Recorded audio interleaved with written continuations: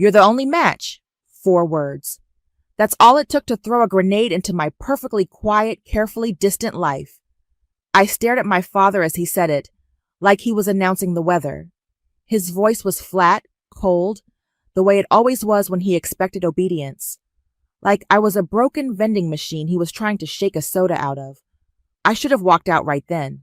Instead, I sat frozen in the stiff-backed chair in my aunt's living room, surrounded by people who once called me family. The air smelled like lemon-scented cleaner and fake sympathy. Rachel was curled dramatically on the couch, pale and frail in a designer hoodie, her head resting on Mara's shoulder like a tragic little angel. I hadn't seen most of them in years, not since the incident, not since Rachel's lies turned me into the family disgrace. My name's Jasmine, I said finally, my voice dry, cracking the silence. I didn't realize this was an ambush. Mara gave a tight smile. It's not an ambush, sweetie. It's a family meeting. Same thing, I muttered. Rachel looked up at me with those wide, glassy eyes. Jazz. I didn't want it to be like this. If there was anyone else? But there isn't, my father cut in, his voice slicing through hers. You're the only viable donor. The doctors confirmed it. I crossed my arms. And you just assumed I'd say yes. You can't seriously be considering saying no, he snapped. I didn't say no, I said, keeping my tone even. I said you assumed. Haley, my mom, sat silently next to him, her hands folded in her lap like always. She wouldn't look at me. She never did when things got real. Rachel reached out a trembling hand. I know we've had our differences. I laughed. I couldn't help it. Differences? That's what we're calling it now? Mara's eyes narrowed. This is your chance to make things right, Jasmine. Right? I turned to her. You mean after the time your daughter told everyone I was sleeping with my boss? That kind of right. Let's not rehash the past, my father said sharply. Of course not. The past was inconvenient. It made golden girls look tarnished and scapegoats look like survivors. I stood up. I'll get tested. If it'll make everything right, fine. Rachel's face lit up. She actually smiled. Thank you. I knew. I didn't say I was donating, I interrupted. I said I'd get tested. My father's jaw clenched. Don't play games, Jasmine. Oh, I'm not, I said, turning to leave. I'm just finally learning how to play yours. I walked out before anyone could say another word. My heart was pounding, but my face stayed calm. I'd practiced that look for years. They thought I was agreeing. They thought they'd won. They had no idea. I'd seen this moment coming for years. The message came 2 days before. A group text from Mara. Family dinner Sunday. Important discussion. Please be there. No explanation. No subject. Just a demand wrapped in fake warmth. I almost deleted it. But something in my gut told me to go. And when I walked into that house and saw Rachel, sick, small, and still somehow smug, I knew why. This was it. The moment I'd been waiting for. The moment the universe handed me the sharpest blade and said, cut carefully. You don't get to destroy someone and then come crawling back when you need a piece of them to survive. Not without consequences. Back at my apartment, I opened the drawer I hadn't touched in years. Inside were old journals, medical records, therapy notes, a USB drive, a printed email thread, a folded letter from my licensing board, dated 6 years ago. All of it. Everything they thought I'd buried. I sat on the floor and spread it out like a puzzle. My hands were steady. My breath was calm. They wanted me to save her, to be the good daughter, the forgiving cousin, the sacrificial lamb. I'd play the part. I'd smile. I'd nod. I'd let them think they'd broken me enough to comply. But I wasn't broken. I was just waiting. Waiting for the day the girl they called unstable, dramatic, a liar, was the only one who could save them. And chose not to. Not with a scream, not with a cry, not with a not with a scene, but with silence, with truth, with receipts. Because revenge doesn't have to be loud. Sometimes it's just surgical. Jasmine? I looked up from the clipboard I'd been filling out.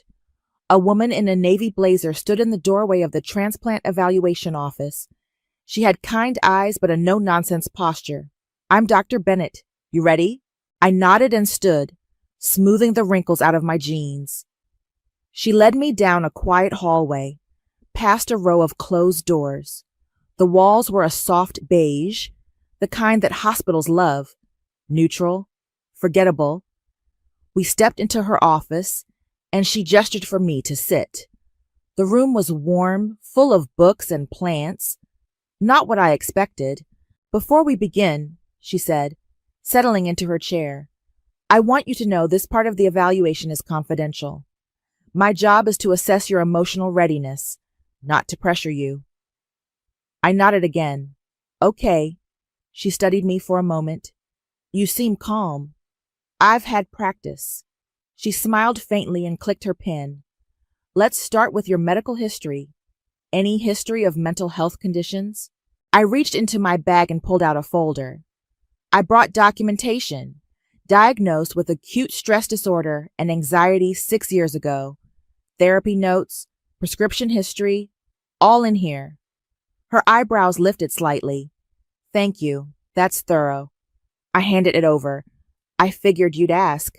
She flipped through it, pausing at a few pages. This started around the time of a workplace incident? Yeah. Can you tell me what happened? I leaned back in the chair. My cousin told my boss I was having an affair with him, said I was unstable, obsessive. She showed him screenshots of texts I'd sent, completely normal ones, but taken out of context. She said I was a liability. Dr. Bennett looked up. And were you? No, but it didn't matter. He believed her.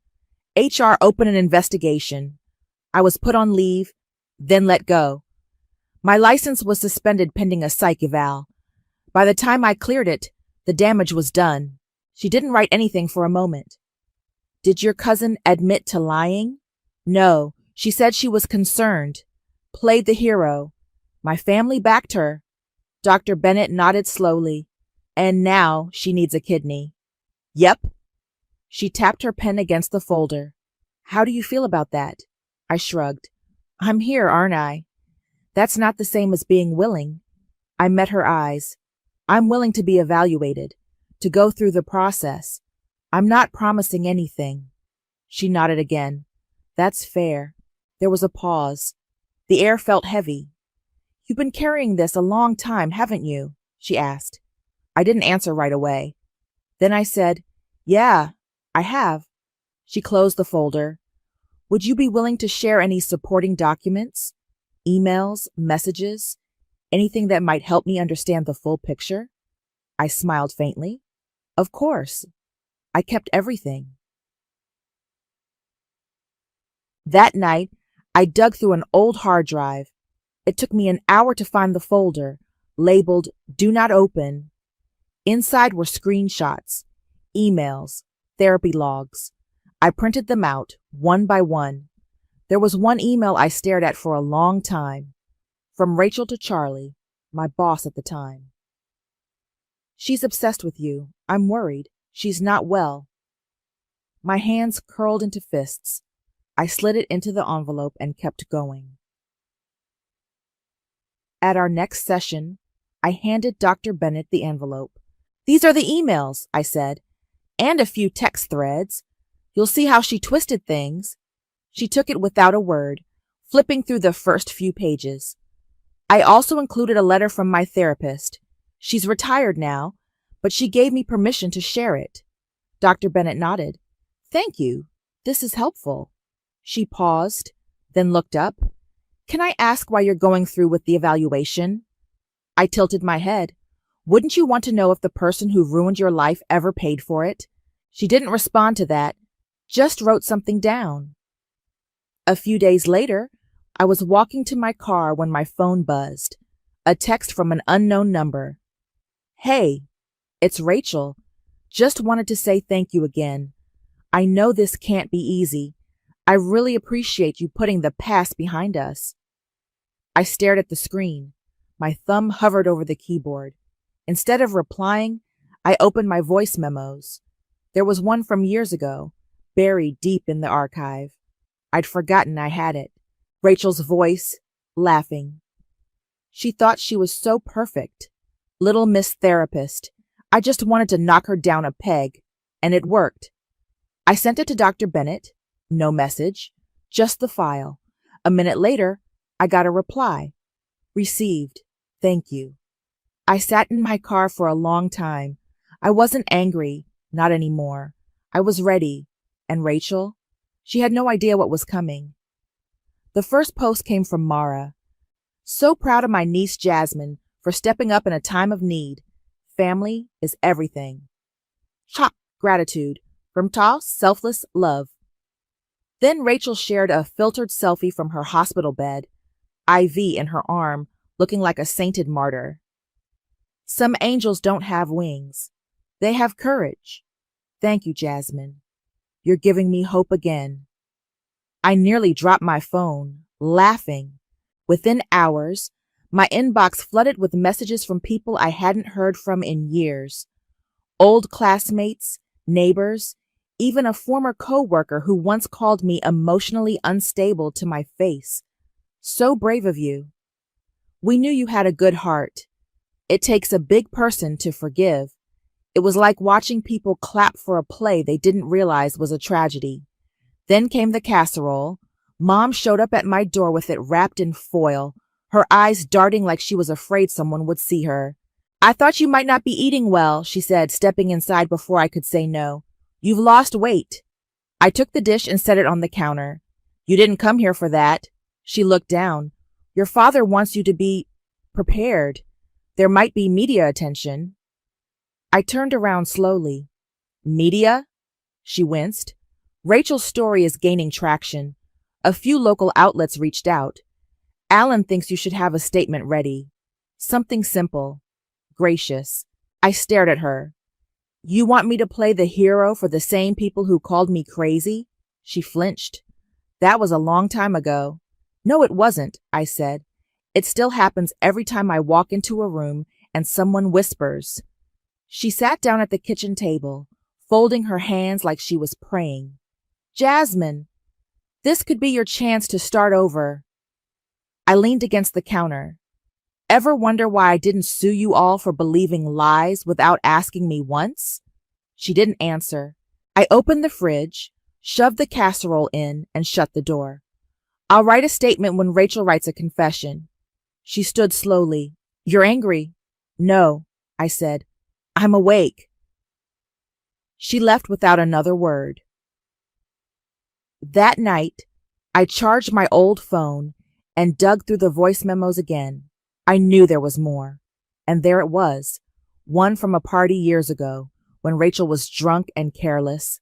Honestly, I did her a favor. She was too perfect, too smug. She needed to be knocked down. And Charlie, please. He was never into her. I just gave him an excuse. I sat there listening to it twice. Then I emailed it to Dr. Bennett. Subject, additional context, no message, just the file. Within minutes, she replied. This helps clarify things. I'll be in touch soon. I closed my laptop and stared at the ceiling. They wanted a story. I'd give them one, but it wouldn't be the one they rehearsed. The next day, I got a call from Mara. Hi, sweetie, she chirped. I just wanted to say how proud we are of you. Everyone's talking about how brave you are. Uh-huh. And Rachel's been so emotional. She keeps saying how this might bring the family back together. I didn't say anything, Mara continued. I was thinking maybe we could have a little dinner after your next hospital visit. Just us girls, like old times. I finally spoke. The last time we had dinner, you told me I was an embarrassment. She laughed like I told a joke. Oh, Jasmine, that was years ago. Water under the bridge. Some bridges don't need crossing again, I said, especially when they're still on fire. She went quiet. Then, sweet as sugar, "Well, we'll see you soon. Take care of yourself." Click. I stared at the phone, then opened my camera roll. I had screenshots, texts from Rachel years ago, ones where she baited me into reacting, then used my responses as proof of instability. I sent them to Dr. Bennett, along with timestamps and a short note. She knew exactly what she was doing. Later that week, I got a message from someone I hadn't expected. Deacon. We used to work together. He was one of the few who didn't treat me like a pariah during the fallout. "Hey, just read about Rachel, crazy stuff. Hope you're okay." I replied, "Define okay." He sent back a shrug emoji. Then, "If you ever want to talk, I'm around. I remember more than you think." I stared at that message for a long time. Maybe I wasn't as alone as I thought. The next time I walked into Dr. Bennett's office, she didn't smile. "Jasmine," she said, closing the door behind me, "I've reviewed everything you sent. I also listened to the recordings." I nodded. "And?" She sat across from me. "This changes things. I'm going to request a family counseling session before we proceed further." "Why?" "Because I have concerns about your emotional safety, about the pressure being placed on you." I raised an eyebrow. "So I'm not the crazy one?" She gave me a look. "You never were." I let out a breath I didn't know I'd been holding. She leaned forward. "There are inconsistencies in Rachel's narrative. I need to explore them, formally." I nodded slowly. This was it, the beginning of the unraveling, and all I had to do was keep telling the truth. Rachel showed up to the counseling session in full performance mode, hair curled, makeup flawless, a silk scarf draped around her neck like she was auditioning for a Hallmark tragedy. "Hi, Jazzy," she said with a soft smile, sliding into the chair across from me. "You look good." I didn't respond, just looked at Dr. Bennett, who was already scribbling something in her notepad. She cleared her throat. "Thank you both for coming. This session is to explore any unresolved issues that might impact the transplant process. Honesty is important." Rachel folded her hands in her lap, all innocence. "Of course. I'm just so grateful we're even here. I know we've had bumps." "Bumps," I repeated. She nodded, eyes wide. "But I've grown so much since then. Haven't we all?" Dr. Bennett looked at me. "Jasmine, is there anything you'd like to say?" I leaned back in my chair. "I think it's interesting how Rachel keeps using vague words like bumps and differences, like she didn't actively destroy my career." Rachel's smile didn't falter. "That's not fair." "What's not fair?" I asked. "The part where you told my boss I was unstable? Or the part where you forged emails to make it look like I was harassing him?" Her voice dropped an octave. "I was trying to protect you." "From what? A promotion?" Dr. Bennett held up a hand. "Let's slow down. Rachel, can you explain what you meant by trying to protect her?" Rachel blinked, caught off guard. I just thought she was in over her head. I didn't want her to get hurt." "By getting a raise?" I said. "Or by dating someone you wanted for yourself?" Rachel's eyes flashed, but she quickly masked it. "That's ridiculous." Dr. Bennett scribbled again. "I forgave you, you know," Rachel said suddenly, her voice soft. "Even after everything." My jaw clenched. "Forgave me for what?" "For what you said to Mom. For how you embarrassed the family." I laughed, sharp and humorless. "You lied about me, ruined my job, and somehow I'm the one who embarrassed the family?" Dr. Bennett looked up. "Rachel, have you ever taken responsibility for what happened?" Rachel gave a little shrug. "We were young. People make mistakes." "Mistakes?" I said. "You called me a stalker." Rachel turned to Dr. Bennett. "This is exactly what I mean. She's still so angry. I don't think she's emotionally stable enough to make this decision." Dr. Bennett's pen stopped moving. I stared at Rachel. "You just proved my point. Again." Rachel's face twisted for a second, just a flicker, Before she caught herself, Dr. Bennett stood. I think we're done for today. Rachel looked startled. That's it? Dr. Bennett didn't answer her. She turned to me. Jasmine, can you stay a moment? Rachel hesitated, clearly wanting to protest, but Dr. Bennett gave her a look that shut her up. She grabbed her purse and left without saying goodbye. Once the door clicked shut, Dr. Bennett sat back down. There are inconsistencies I must report to the surgical review board, she said calmly. I raised an eyebrow. Like what? Rachel's behavior, her inability to acknowledge harm, the manipulation. It raises ethical concerns about coercion. I didn't say anything. She continued, I'm not saying this ends the process, but it changes it. Significantly. I nodded. Good. She leaned forward. You've been incredibly composed through all this, but I want you to know, you don't have to be. I looked at her. If I let myself feel everything, I'd never stop. She nodded slowly. Then let me carry some of it for you. I exhaled. For the first time in years, I felt seen. Later that night, I got a text from Rachel. Wow, you really made yourself the victim in there. Classic. Then another one. You think you're smarter than me? You're not. You're just bitter. I didn't respond. I forwarded the messages to Dr. Bennett. No caption, just proof. The next morning, I walked into the kitchen to find my dad at my table, drinking coffee from my mug. I froze. How did you get in? Your mother let me in, he said without looking up. We need to talk. I crossed my arms. About what? He set the mug down. You're sabotaging this. I raised an eyebrow. By telling the truth? You're dredging up ancient history to avoid doing the right thing. The right thing, I repeated. You mean giving up an organ to someone who tried to ruin my life? She's your family. So am I. He stood, towering over me.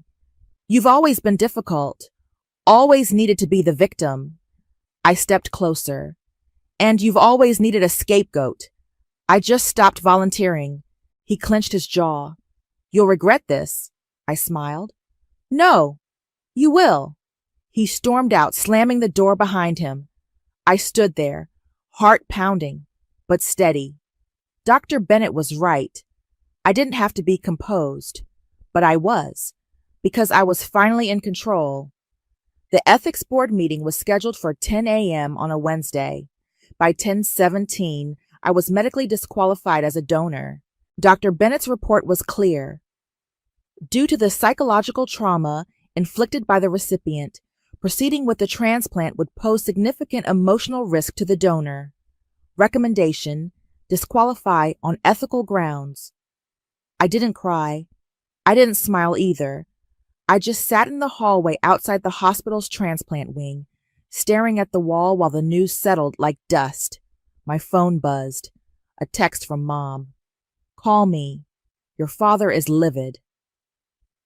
I put it face down on the seat beside me.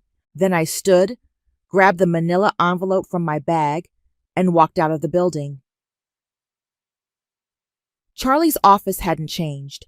Same glass walls, same overpriced art on the walls, same fake warmth in the receptionist's voice when she said, He's just finishing up a call. Can I tell him who's here? Jasmine, I said, watching her expression flicker. She nodded and disappeared down the hallway. 2 minutes later, Charlie stepped out. He looked older, hair thinner, suit tighter, but still smug. Wow, he said, forcing a smile. This is a surprise. I held up the envelope. I figured it was time. He gestured toward his office. Let's talk. I walked in, sat down, and placed the envelope on his desk. What's this? He asked, already uneasy. Emails. The originals. The ones you said were real. He didn't touch it. I don't know what you're trying to... She forged them, I said. You knew. You used them anyway. He leaned back. That's a serious accusation. I have timestamps, IP logs, the voice memo of her bragging about it. Want to hear it? He swallowed. Why now? Because Rachel needs a kidney, I said, and everyone's acting like I'm the villain for not handing one over. He looked away, jaw tight. You don't understand the pressure I was under. HR was breathing down my neck.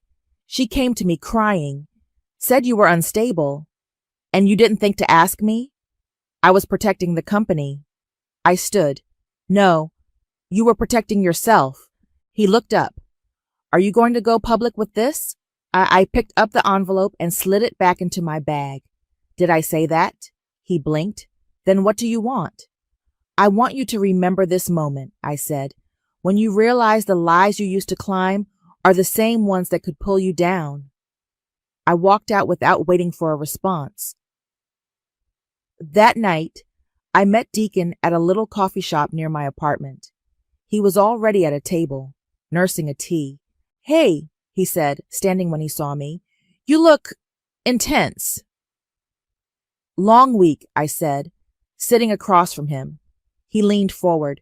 I've been thinking about what you said, about Rachel. I nodded. She dragged you into it too, didn't she? He sighed. She asked me to lie, said if I backed her up, it would help the family. I told her no.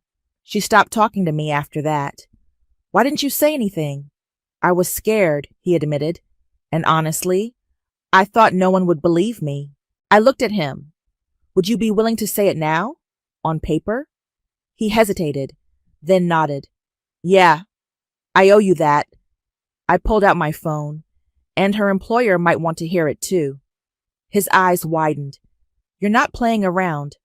No, I said. Not anymore. The next day, I got the official letter from the hospital. Donor disqualified due to psychological risk stemming from unresolved family trauma. Alternative donors must be pursued. I read it twice, then forwarded it to Mara, Rachel, and my father. No message, just the facts. Within 5 minutes, my phone rang. It was Mara. You selfish little... I hung up. Then another call. Dad. Ignored. Then a text from Rachel. You think you've won? You're sick? You've always been sick. I stared at it, then typed, no. I'm just finally healed enough to say no. I didn't hit send. I deleted it.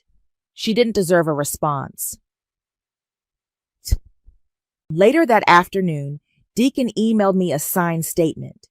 He'd CC'd the hospital and Rachel's employer. I read it 3 times. In 2018, Rachel approached me and asked me to corroborate a false narrative about Jasmine involving inappropriate workplace behavior. I declined. I now realize my silence contributed to the harm caused. I replied with 2 words. Thank you. Then I sat back and let the dominoes fall. By the end of the week, Rachel's employer launched an internal ethics review. The transplant board closed her file and advised her to seek alternative donors. And me? I sat in my apartment, sipping tea, watching the sunset for the first time in years, without feeling like I was drowning. They wanted a kidney. I gave them consequences. Charlie called me the next morning. I let it ring. Then he emailed. Please, can we talk? I'm not trying to make excuses. I just need to explain. I waited a full day before responding. Tomorrow, noon, same office. He was already pacing when I walked in.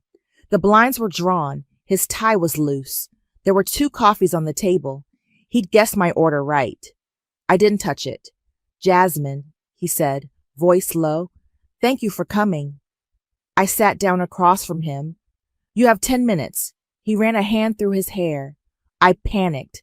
Back then, HR was threatening to open a lawsuit. Rachel came to me with those emails, and I didn't question them. I should have. I know that now. You didn't just believe her, I said. You used it. You let them push me out. I was up for promotion, he admitted. They said if I handled it quietly, I'd get it. I was stupid and selfish. I leaned forward. And now? He sighed. Now I'm terrified you'll go public, that I'll lose everything. I stared at him. Did I say I would? No, he said quickly, but you could, and you'd be right to. I stood up. I didn't come here to threaten you. I came to remind you that people like me don't forget. He looked up at me. So what now? I picked up the coffee he'd bought me, took a sip, and set it down. Now, you live with it. Later that day, I met Deacon at the park. It was cold, but the sun was out, and the walking path was quiet. You okay? He asked, falling into step beside me. Better than I've been in years, I said. You? He gave a half smile. Still waiting for the fallout. She'll spin it, I said. She always does. Not this time, he said. I sent her boss a copy of my statement and the audio clip. There's not much to spin. I looked at him. That was brave, he shrugged. It was overdue. We walked in silence for a while. Then he said, I always wondered why you didn't fight back harder back then. I did, I said, just not in ways anyone could see. He nodded. You were always smart, scary smart. I smiled. That's what got me in trouble. He stopped walking. You think you'll ever forgive them? I looked out at the frozen pond. Forgiveness isn't the goal. Peace is. He didn't push, just walked beside me. No one had done that in a long time. That evening, I got the official notice. The hospital had closed Rachel's transplant file. She was no longer eligible to receive a kidney from me or from anyone until further review. I forwarded the email to my mother. No message. She replied with a single line. I'm sorry, I should have believed you. I stared at it for a long time. Then I put my phone down and turned off the lights. The next morning, I woke up to a news alert. Local PR executive suspended pending internal investigation. There was no name in the headline, but the photo told the story. Rachel, walking briskly out of her office building, sunglasses on, lips pressed tight. I scrolled through the article. Or allegations of workplace manipulation and ethical misconduct. I didn't feel joy. I didn't feel pity. I just felt done. Later that afternoon, I got a call from Mara. You've destroyed her, she said, voice shaking. No, I said. She did that herself. She's sick, Jasmine. She could die. She was sick before her kidneys failed, I said. You just didn't want to see it. Mara's voice cracked. You're a traitor to your own bloodline. I laughed. You made your golden child out of garbage and torched what was real in me. She hung up. I didn't call back. That night, Deacon and I sat on my couch, watching a documentary neither of us were really paying attention to. You ever think about leaving? He asked. All the time, I said. But I'm not running anymore. He nodded. Good. We sat in silence for a while. Then he said, You know, I used to think revenge was about getting even. And now? Now I think it's about getting free. I looked at him. Maybe it's both. He smiled. Maybe. Outside, the city lights blinked like distant stars. And for the first time in years, I didn't feel like I was on fire. I felt clean, unburdened, whole. The voicemail from Mara came in just after noon. You are a disgrace. Rachel's in the hospital again. Her numbers are worse. You could have saved her. You chose not to. You'll have to live with that. I deleted it without listening to the end. At 3:15, I pulled into the hospital parking lot for what was supposed to be the final transplant coordination meeting. Not for me, just a formality for the family, the doctors, and Rachel. I wasn't required to attend, but I did. I wanted to see it unravel with my own eyes. The conference room was already full when I walked in. Rachel sat at the head of the table, pale and furious, her arms crossed tight. Mara was beside her, whispering something into her ear. My father stood near the window, jaw clenched, refusing to look at me. Mom sat alone in the corner, clutching her purse like it was an anchor. The transplant surgeon walked in last, flipping through a folder. "Thank you all for coming," he said, settling into his chair. "We've completed the final review regarding the donor eligibility."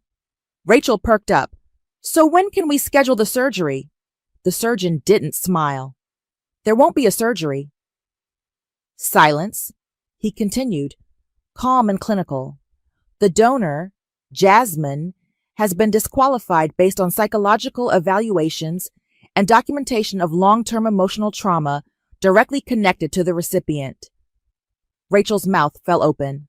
"What?" Mara leaned forward. "I'm sorry, what trauma?"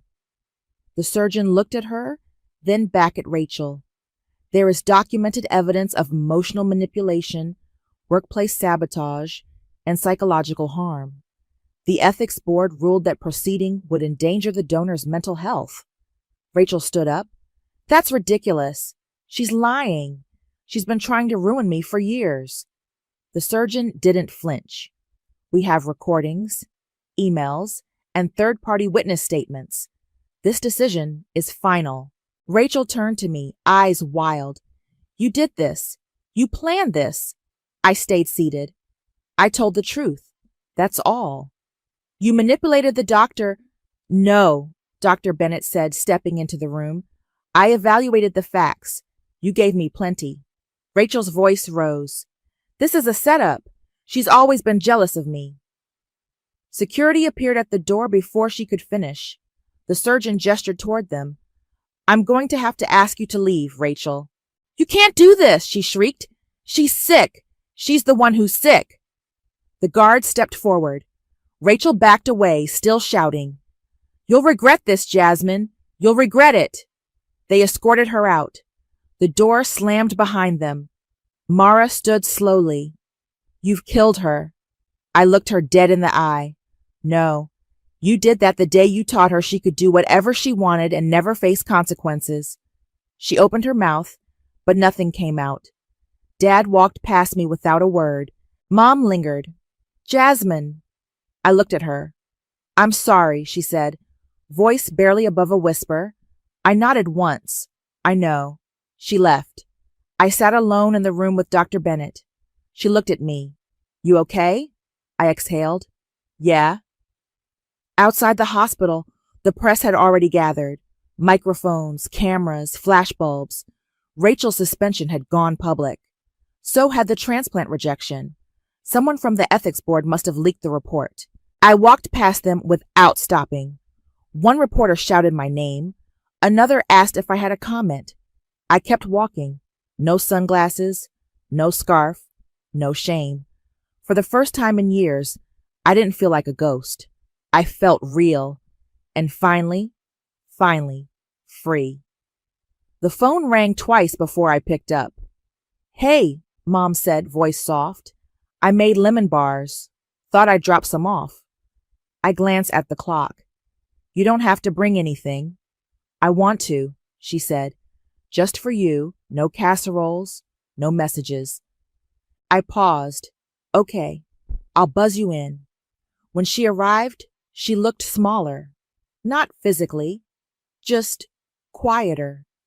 She handed me the tin and stepped inside like she wasn't sure she was allowed.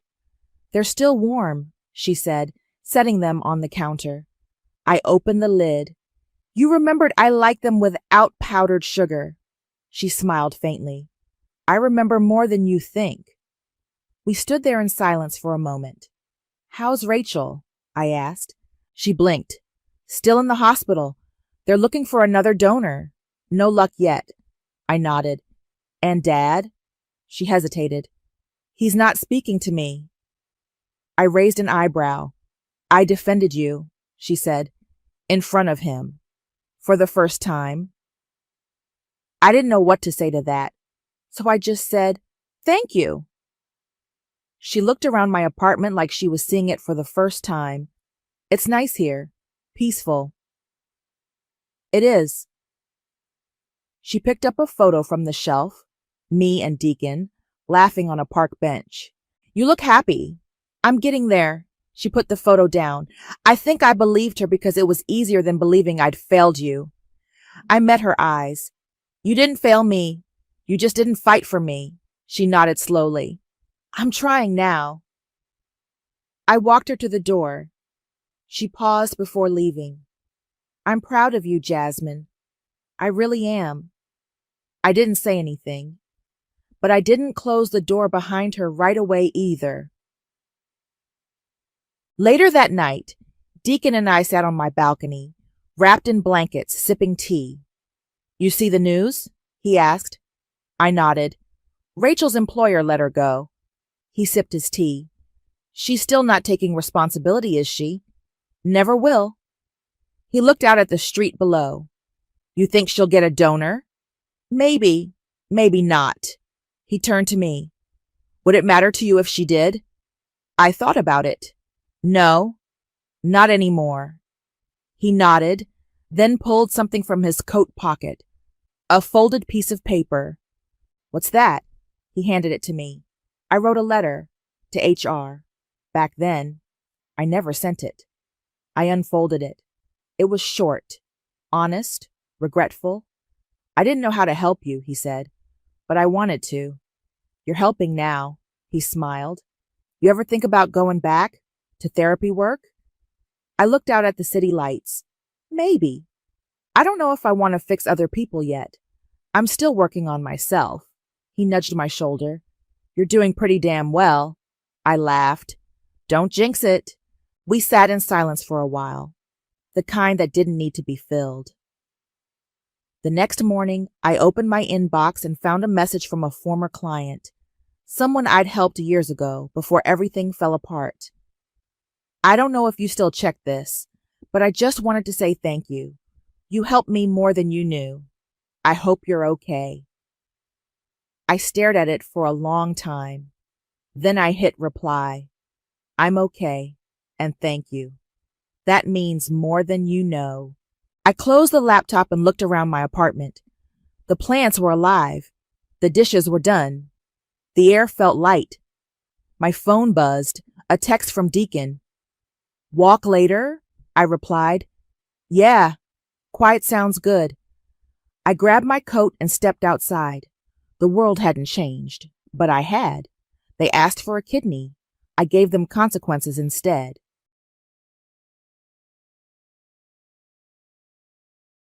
Your savings are now my luxury villa. Amanda's text lit up my phone screen at 3 a.m. Thanks for being such a trusting sister-in-law. The view from my new balcony is going to be amazing. I stared at the message, my hand steady as I held my phone. The soft glow of my laptop was the only light in my home office, where I'd been waiting for this exact moment. Another text buzzed through. Don't bother checking your accounts. I've already transferred everything. Sweet dreams. My name is Olivia Chen, and at 34, I just watched my sister-in-law attempt to steal what she thought was my entire life savings. I should have been panicking, crying, or at least angry. Instead, I felt an odd sense of calm as I opened my banking app. The account showed exactly what I expected. $800,000 transferred out at 2:47 a.m. to an account I didn't recognize. I took a screenshot, adding it to my growing file of evidence. Then I sent Amanda a simple reply. Thanks for letting me know. I could almost picture her face as she read my response, her smug smile faltering just slightly at my lack of distress. She'd been planning this for months, probably expecting hysterical phone calls or desperate pleas. Instead, she got 2 words and radio silence. What Amanda didn't know was that I'm a forensic accountant. I spend my days tracking financial fraud and helping clients protect their assets. More importantly, she had no idea that the account she'd just emptied was a carefully crafted trap, set up 6 months ago when I first noticed her unusual interest in my finances. It started with casual questions at family dinners. How do you manage your money, Olivia? She'd ask, eyes sharp despite her relaxed tone. It must be nice having such a cushion to fall back on. My brother Mark, ever oblivious to his wife's schemes, would just smile and nod along. Then came the accidental glimpses of my bank statements when she visited, the careful mentions of her dream villa in the Mediterranean, and the not-so-subtle hints about family helping family. I recognized the signs. I'd seen them countless times in my work. The gradual gathering of information, the careful grooming of their target, the search for vulnerabilities. So I prepared. The account Amanda just emptied was real enough to withstand basic scrutiny. But every transaction had been carefully documented and reported to the authorities in advance. Each withdrawal she made would trigger automatic alerts to both my lawyer and the bank's fraud department. I opened my laptop and checked my secure email.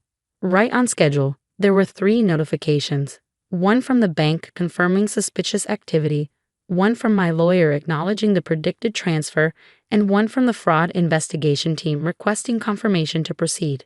My phone buzzed again. This time it was Mark, my brother. "Olivia, we need to talk.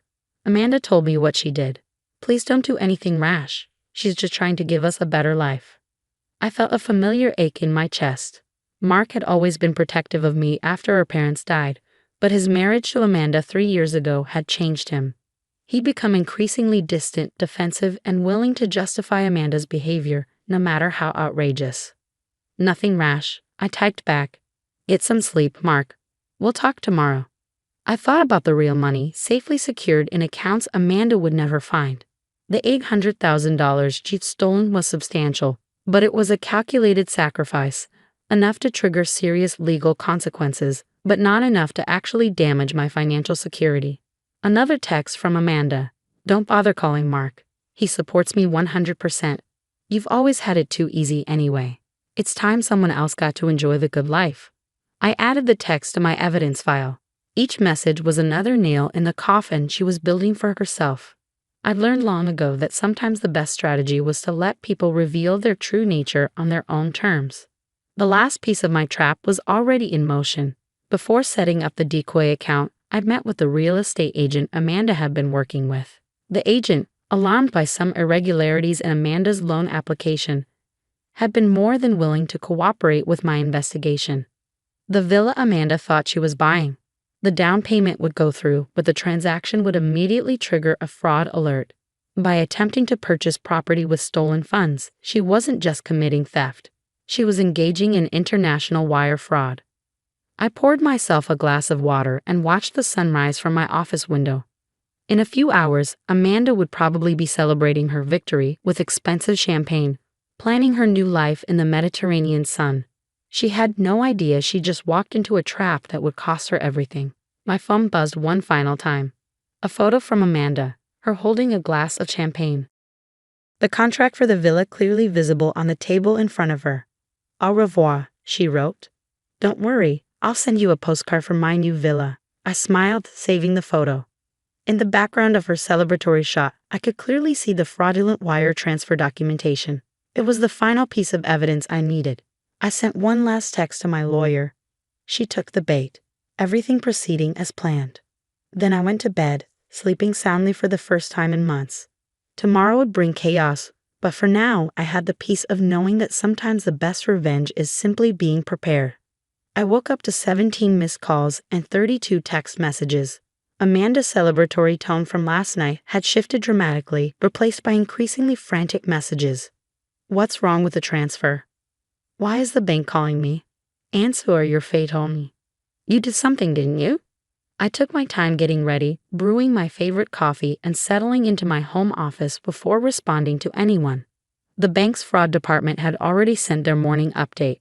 Amanda's attempt to wire the money internationally had been flagged and frozen. Her dream villa was slipping through her fingers.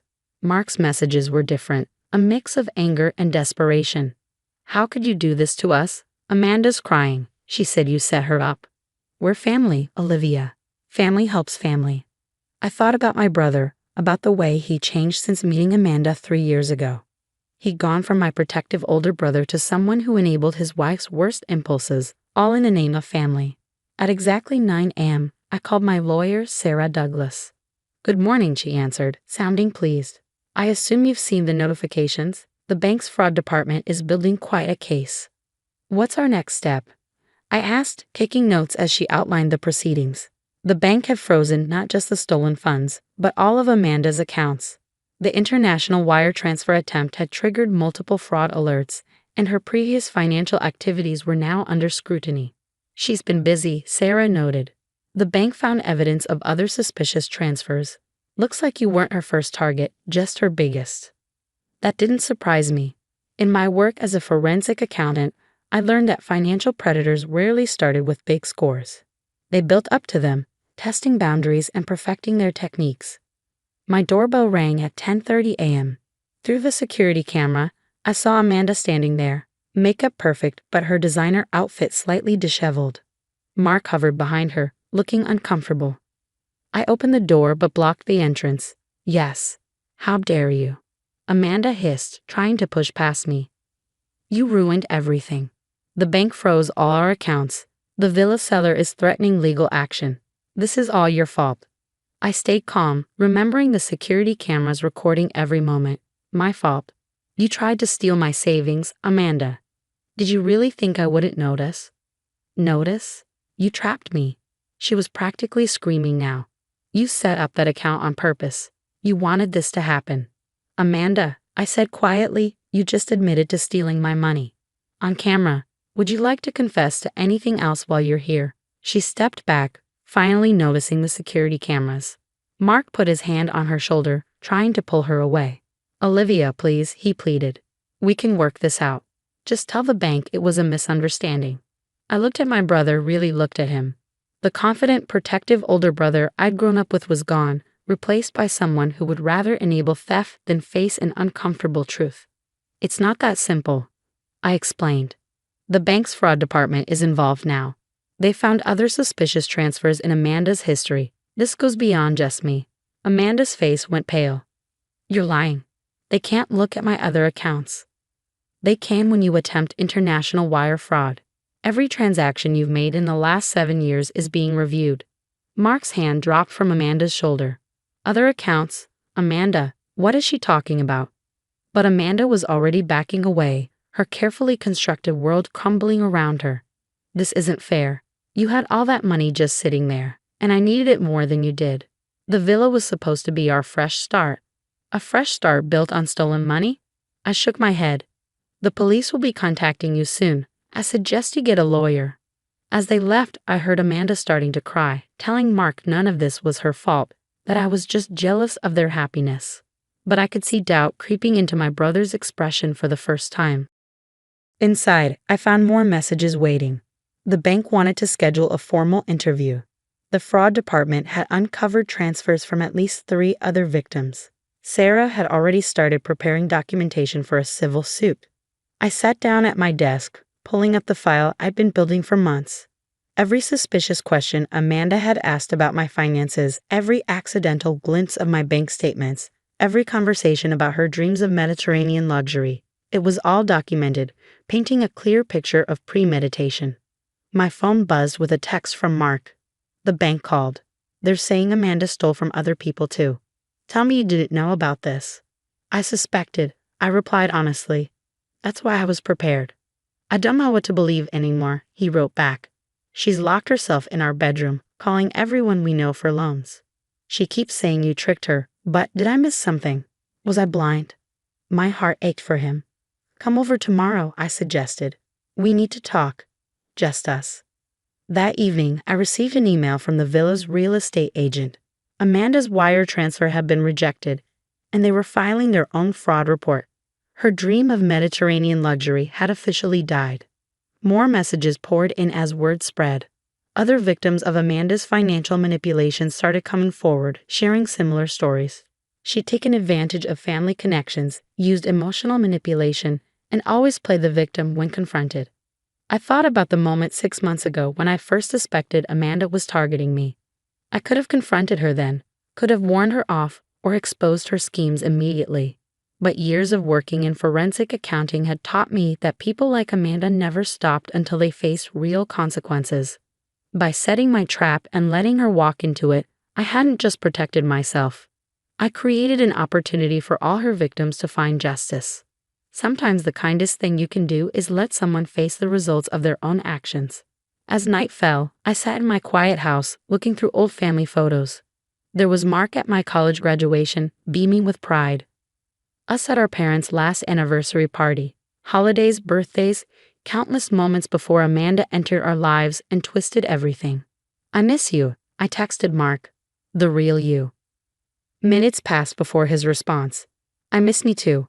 The next 3 months unfolded like a carefully orchestrated symphony, each revelation adding to Amanda's downfall. The bank's investigation uncovered a pattern of financial manipulation spanning 5 years. Beyond the 3 victims we initially knew about, 4 more came forward with similar stories. Mark showed up at my door one rainy evening, looking older than I'd ever seen him. "The police interviewed me today," he said, slumping onto my couch. "They showed me everything. All the transfers, the manipulation, the lies. How did I not see it?" I handed him a cup of coffee and sat beside him. "She was good at what she did. That's why she got away with it for so long." "Did you know," he said, staring into his cup, "she was planning to leave me once she had the villa? The police found emails to some guy in Greece. She was going to take the money and just disappear." I hadn't known that detail, but it didn't surprise me.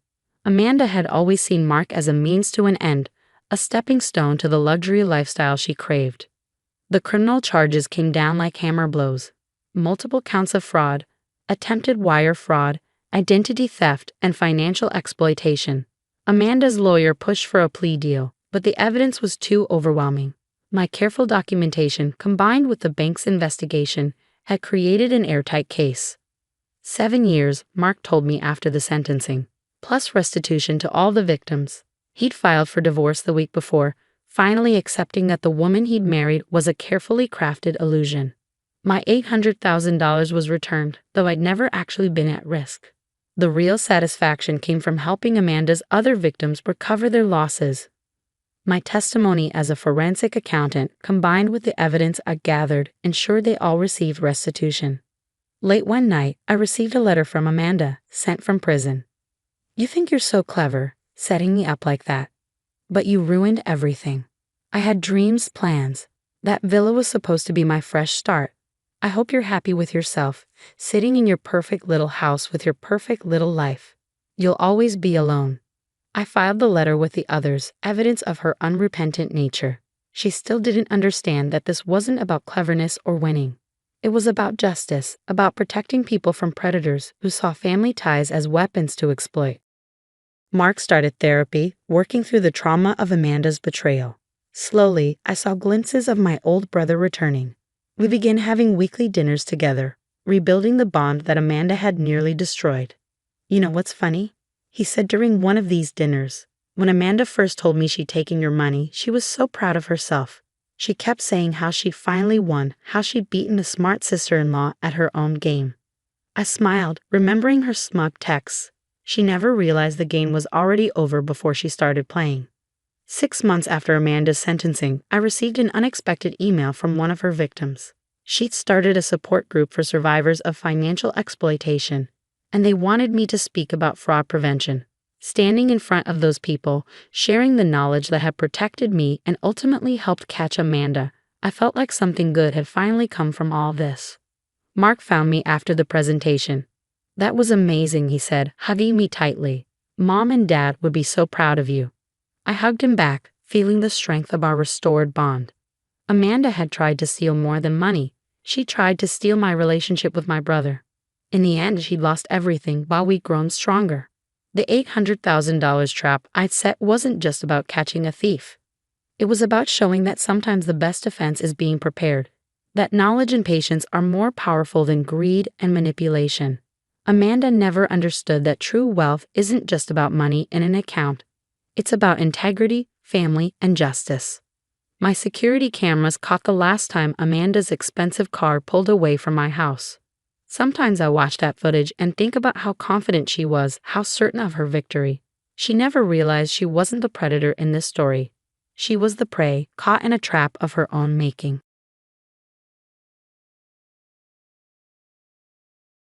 "Look at you, still wearing those cheap clothes," Vanessa smirked as she sauntered into my living room, her designer handbag swinging from her freshly manicured fingers.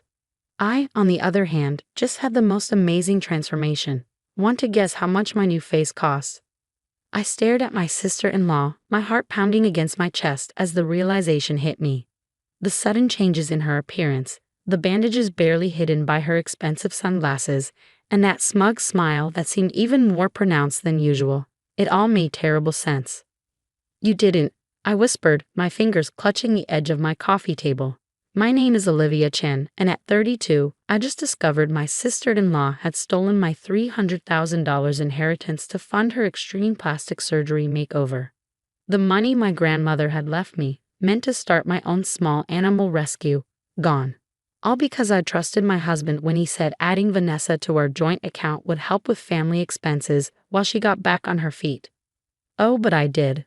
Vanessa practically sang, settling herself onto my couch like she owned it. And honestly, you should thank me. That money was just sitting there, while I put it to good use. Look at how gorgeous I am now. I felt my world spinning, but years of working as a veterinary technician had taught me to keep calm in crisis situations. Does Marcus know about this? I asked, referring to my husband, her brother. Vanessa's new lips curled into a cruel smile. Marcus, please, he's been so busy with his new promotion, he barely checks the accounts anymore. Besides, what's he going to do? I'm his baby sister. She was right about one thing. Marcus had been distracted lately, pulling long hours at his new executive position. We barely talked anymore, ships passing in the night. I'd been waiting for the right moment to tell him about my plans for the inheritance, to show him the business plan I carefully crafted for my rescue center. Now it seemed that moment would never come. You had no right, I said, my voice steady despite the trembling in my hands. That money was left to me by my grandmother. She knew how much I wanted to help animals, to make a difference. Oh, spare me the St. Olivia routine. Vanessa cut in, rolling her eyes. Your precious little animal shelter dream. Get real, I've done you a favor. Now you can stop pretending you're anything more than Marcus's plain little wife. At least one of us is doing something meaningful with their life. The casual cruelty of her words hit me like physical blows. But I refused to give her the satisfaction of seeing me cry. Instead, I thought about the last conversation I'd had with my grandmother, just days before she passed away. Olivia, my dear, she'd said, her fragile hand squeezing mine. I've watched you work so hard, saving every penny, helping every stray that crossed your path. This money, it's not just an inheritance, it's an investment in your dreams.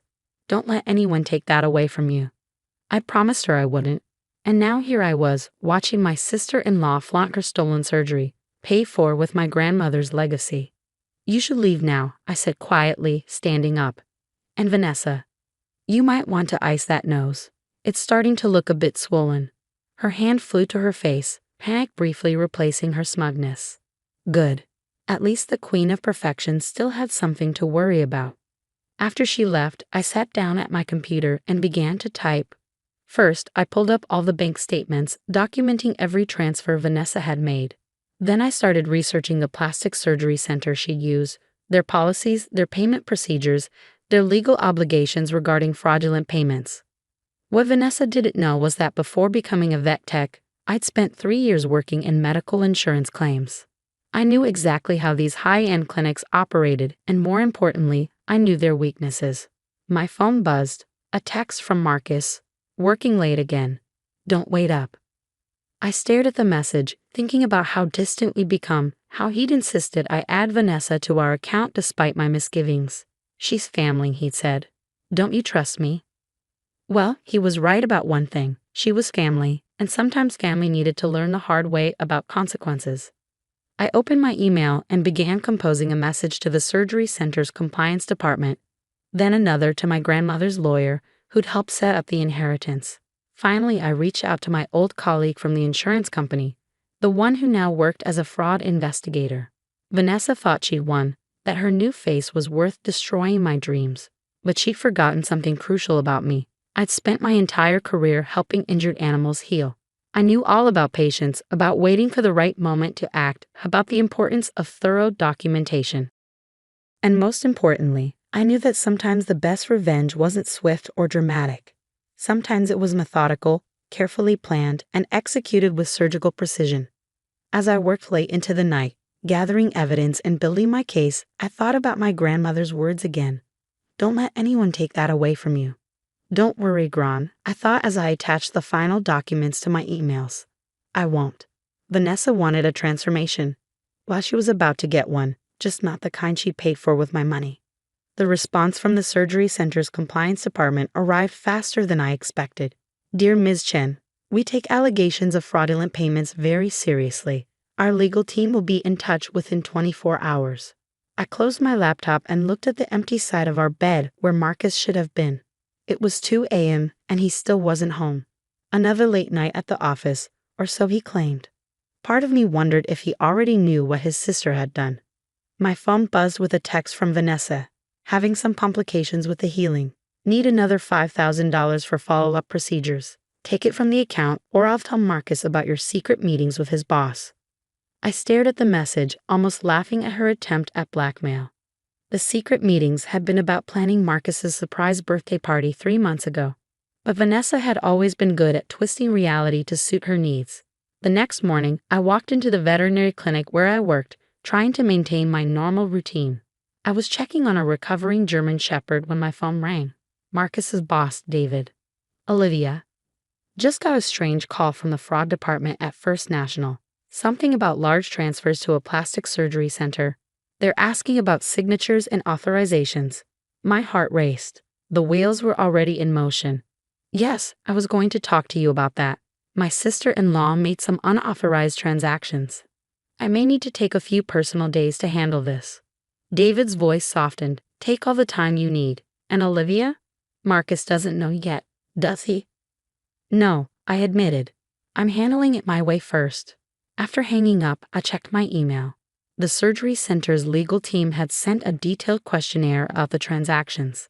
They were particularly interested in the intake forms Vanessa had signed, forms where she claimed the money was gifted to her. I filled out everything meticulously, attaching bank statements, text messages, and emails that proved the money was my inheritance. Then I added the recent blackmail attempt for good measure. Just as I finished, the clinic's front door chimed. I looked up to see Vanessa storming in, her face partly obscured by large sunglasses despite the cloudy day. What did you do? She hissed, getting dangerously close to the counter where a mother and her child were filling out paperwork. The surgery center just called. They're talking about payment verification and fraud investigations. I smiled politely at the startled clients before leading Vanessa to a private examination room. Lower your voice, I said calmly. You wouldn't want to strain your newly reconstructed vocal cords. She ripped off her sunglasses, revealing significant bruising around her eyes. Fix this now, she demanded. Tell them it was a gift. Tell them you authorized everything. I leaned against the examination table, crossing my arms. Like you told Marcus about taking the money? Or did you think I wouldn't notice the forged signatures on the transfer documents? Vanessa's face, what was visible under the swelling, paled slightly. He's my brother. He'll understand once I explain. Explain what? I cut in. How you stole his wife's inheritance? How you forged documents? How you tried to blackmail me this morning? The surgery center has quite a thick file on you now, Vanessa. And it's not just them asking questions. She grabbed my arm, her manicured nails digging into my skin. You don't want to do this, Olivia. I can make your life very difficult. Who do you think Marcus will believe? His loving sister or his boring little wife who's never quite fit into the family? I carefully removed her hand, noting the fresh bruises her grip had left. That's assault, Vanessa. In a medical facility with cameras. Would you like me to add that to the file too? For the first time, I saw real fear flash across her face. What do you want? She whispered. I want my money back, every penny, plus interest. You have 48 hours to figure it out before I let the investigation proceed. Oh, and you might want to ice that eye. The swelling's getting worse. After she stormed out, I documented the assault and added the security footage to my growing file. Then I called my grandmother's lawyer again. The surgery center's preparing to reverse the procedures, he confirmed. They can't risk a fraud investigation. Their reputation would be ruined. But Olivia, you should know. Marcus called me this morning. My heart stopped. What did you tell him? The truth. That his sister stole your inheritance and used it for unauthorized cosmetic procedures. He's not taking it well. I thanked him and hung up, my hands shaking slightly. Then I heard familiar footsteps in the hallway.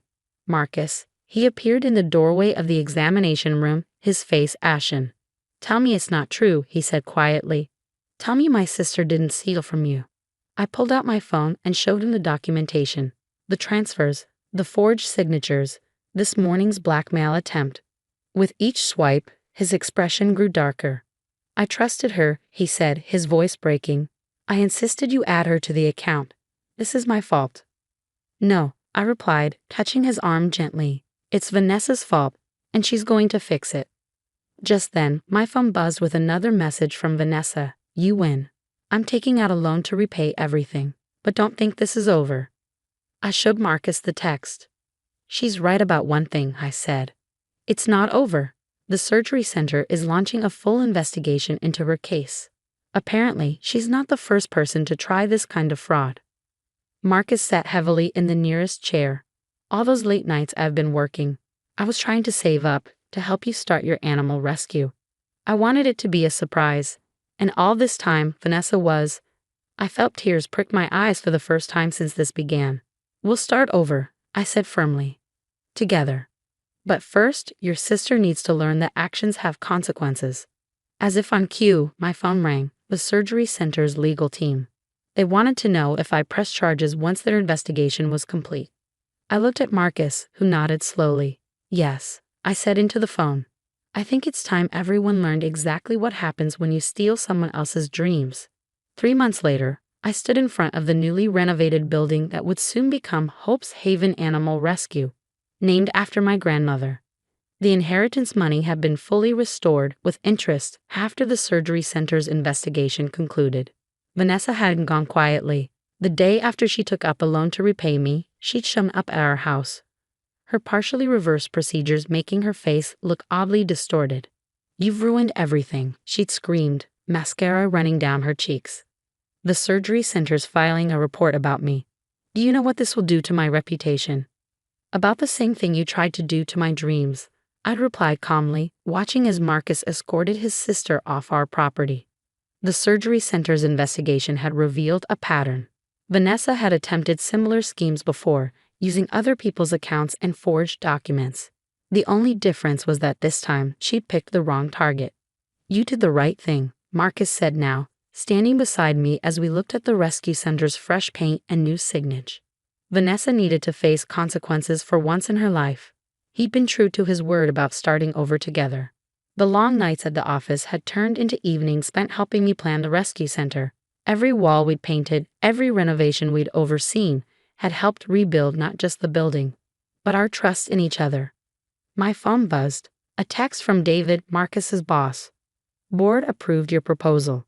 The company's annual charity donation will go to Hope's Haven. Congratulations. I showed Marcus the message, feeling tears of joy fill my eyes.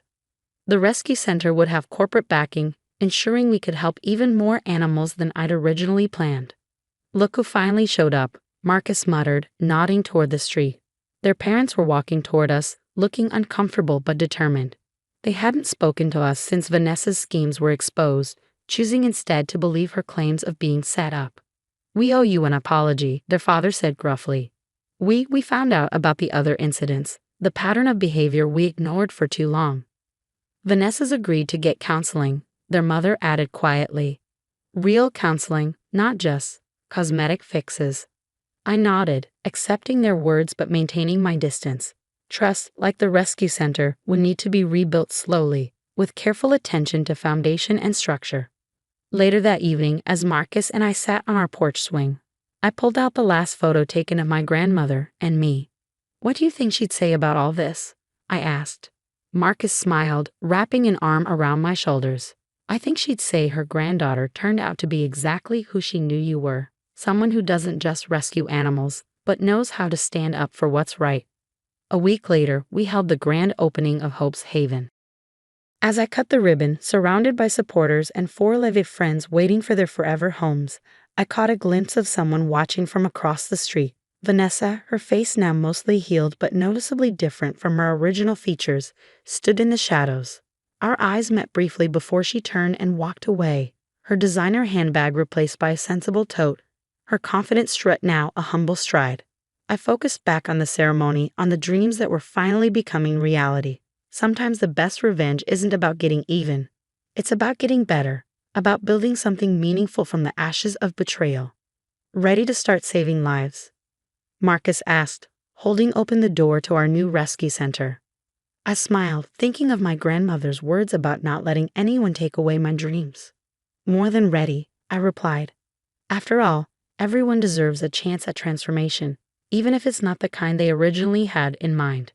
As we walked into Hope's Haven together, I knew this was just the beginning. Not just of my dream to help animals in need, but of a new chapter where I'd finally learn to stand up for myself, to protect what mattered, and to turn betrayal into something beautiful. The first rescue dog we'd taken in, a three-legged pit bull with soulful eyes, thumped his tail in greeting. Sometimes the best transformations I realized weren't the ones you paid for with stolen money. They were the ones you earned through perseverance, integrity, and the courage to stand up for what was right.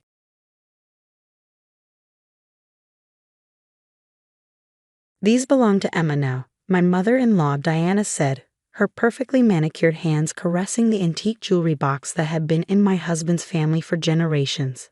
Her voice dripped with satisfaction as she slid the mahogany case across the dining table toward her daughter. After all, blood is thicker than marriage. I sat frozen in my chair, watching as Emma eagerly flipped open the ornate lid. Inside gleamed the collection of family heirlooms that my late grandmother-in-law, Martha, had specifically entrusted to me before she passed. Delicate pearl earrings from the 1920s, an Art Deco sapphire necklace, vintage diamond bracelets, each piece carrying nearly a century of family history. But Martha gave those to Sarah. My husband James protested weakly from beside me. They were meant for her. Diana's perfectly lined lips curved into a cold smile. Your grandmother wasn't thinking clearly in her final days, dear. We all know these precious pieces should stay with true family. Emma is your sister. She'll keep them in the bloodline. I watched Emma slip on the pearl earrings, admiring herself in the box's tiny mirror. The same earrings Martha had lovingly fastened to my ears on my wedding day 5 years ago, telling me how she'd worn them at her own wedding in 1952.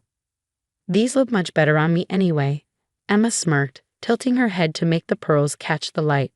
A real Douglas woman. The words stung, but I kept my expression neutral. I learned early in my marriage that showing how deeply Diana and Emma's barbs hurt only encouraged them.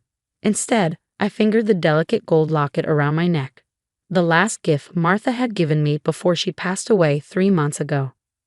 You're right, I said quietly, rising from the table.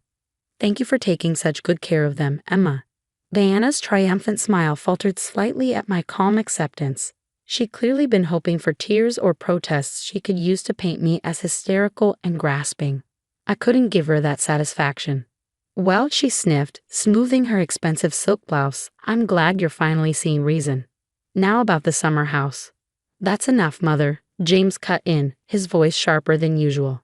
The summer house belongs to Sarah and me. Grandma Martha's will was very clear about that. I squeezed his hand under the table, grateful for his support even though I wished he'd shown it earlier about the jewelry. But I understood. Years of his mother's manipulation had left deep grooves. We'll see about that, Diana muttered, but let the subject drop for now. I knew it was only temporary. Ever since Martha passed, Diana had been systematically working to strip away everything the kind old woman had left to me, claiming it all rightfully belonged to Emma instead. Later that night, as I got ready for bed, I caught James watching me with guilty eyes in the bathroom mirror. I'm so sorry about the jewelry, he said softly. I should have stood up to her more. It's just, you know how she gets. I did know. Diana had raised emotional manipulation to an art form over the years, wielding guilt and family obligation like perfectly honed weapons. Still, the jewelry hurt more than I wanted to admit. It's okay, I said, though we both knew it wasn't. They're just things. But they weren't just things, and we both knew that too. They were tangible links to Martha, the only member of James' family who had truly welcomed me with open arms. While Diana and Emma had spent the last 5 years trying to subtly exclude and undermine me, Martha had been my fierce defender and dearest friend. I touched the locket at my throat again, remembering the last time I'd seen her. She'd been so frail in her hospital bed, but her eyes were sharp as ever as she'd pressed the necklace into my palm. Keep this safe, dear one, she'd whispered. When the time is right, you'll know what to do. I hadn't opened the locket yet. Something in Martha's tone that day had told me to wait, but after today's events, maybe it was finally time. As James slept beside me, I carefully unclasped the delicate chain and examined the antique gold heart. It took some careful maneuvering, but finally the tiny latch clicked open. Inside was a neatly folded slip of paper, Martha's elegant handwriting instantly recognizable. My hands trembled as I unfolded it under the soft glow of my bedside lamp. My dearest Sarah, if you're reading this, then I'm gone, and Diana has likely begun her campaign to push you out of the family completely. I knew she would. I've watched her sharpen her knives for years. But what she doesn't know is that I've left you more than just jewelry and a summer house. There are papers in my old writing desk at the lake house. Papers that will make Diana think twice about trying to take what's rightfully yours. The key is inside this locket. You've been more of a granddaughter to me than Emma ever was. Stand your ground, dear one. The truth will set you free. All my love, Martha. Sure enough, tucked into the other side of the locket was a tiny brass key. I held it up to the light, my mind racing. What secrets had Martha been keeping all these years? And how would they change everything?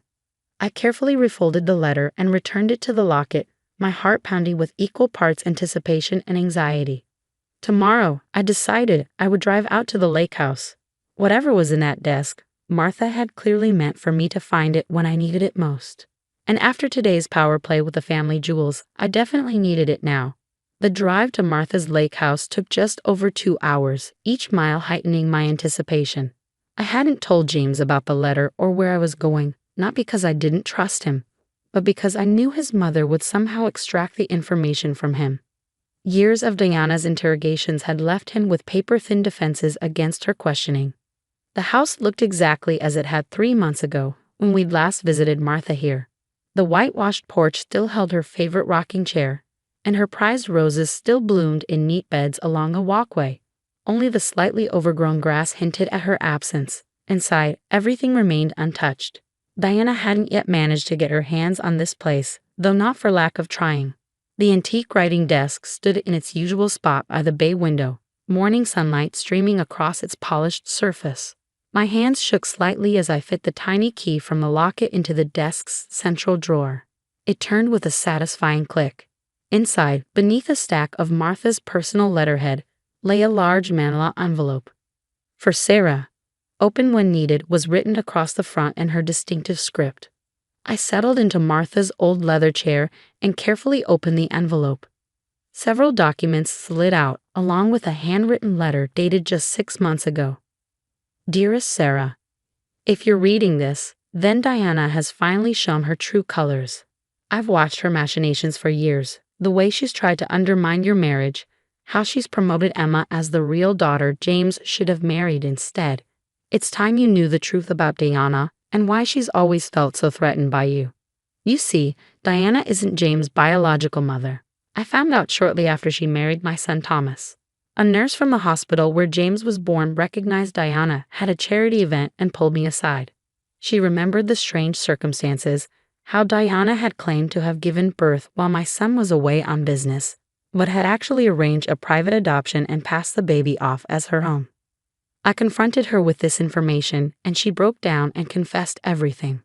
She'd been unable to conceive and was terrified Thomas would leave her, so she made a desperate choice. Thomas never knew. I agreed to keep Diana's secret as long as she proved to be a good mother to James, and for many years she was. But I've watched her growing bitterness and obsession with making Emma the perfect child, and I fear what she might do once I'm gone. In this envelope, you'll find copies of the original adoption papers, my signed affidavit about Diana's confession, and the nurse's sworn statement. I've kept them safe all these years as insurance against Diana's worst impulses. Use them wisely. Remember, this information may hurt James deeply. Share it only if absolutely necessary. Sometimes the threat of exposure is more powerful than exposure itself. All my love. Martha. I sat back stunned. The other papers confirmed everything. Official documents showing James' adoption, statements from hospital staff, even old photographs showing Diana without any signs of pregnancy just weeks before James' supposed birth. This explained so much. Diana's obsession with bloodlines, her overwhelming favoritism toward Emma, her desperate need to prove Emma was the only real Douglas.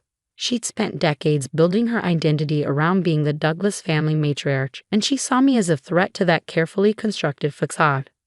My phone buzzed, making me jump. A text from Emma. The sapphire necklace looks amazing with my new dress. So glad these precious family pieces are finally with their rightful owner, A photo followed. Emma wearing Martha's beloved necklace, Diana beaming beside her. The casual cruelty of it made my blood boil. I started to type an angry response, then stopped. Martha hadn't given me this information for petty revenge. She'd given me protection, a way to stand my ground without stooping to their level. Instead, I texted back, "You both look lovely. By the way, I'm at the lake house going through some of Martha's old papers. She left such interesting documents. Would you like to meet for coffee tomorrow to discuss them?" The response was almost immediate. "What documents?" I smiled, tucking Martha's letter safely away. "Oh, just some old family history. Very enlightening. I'm sure your mother would find them fascinating."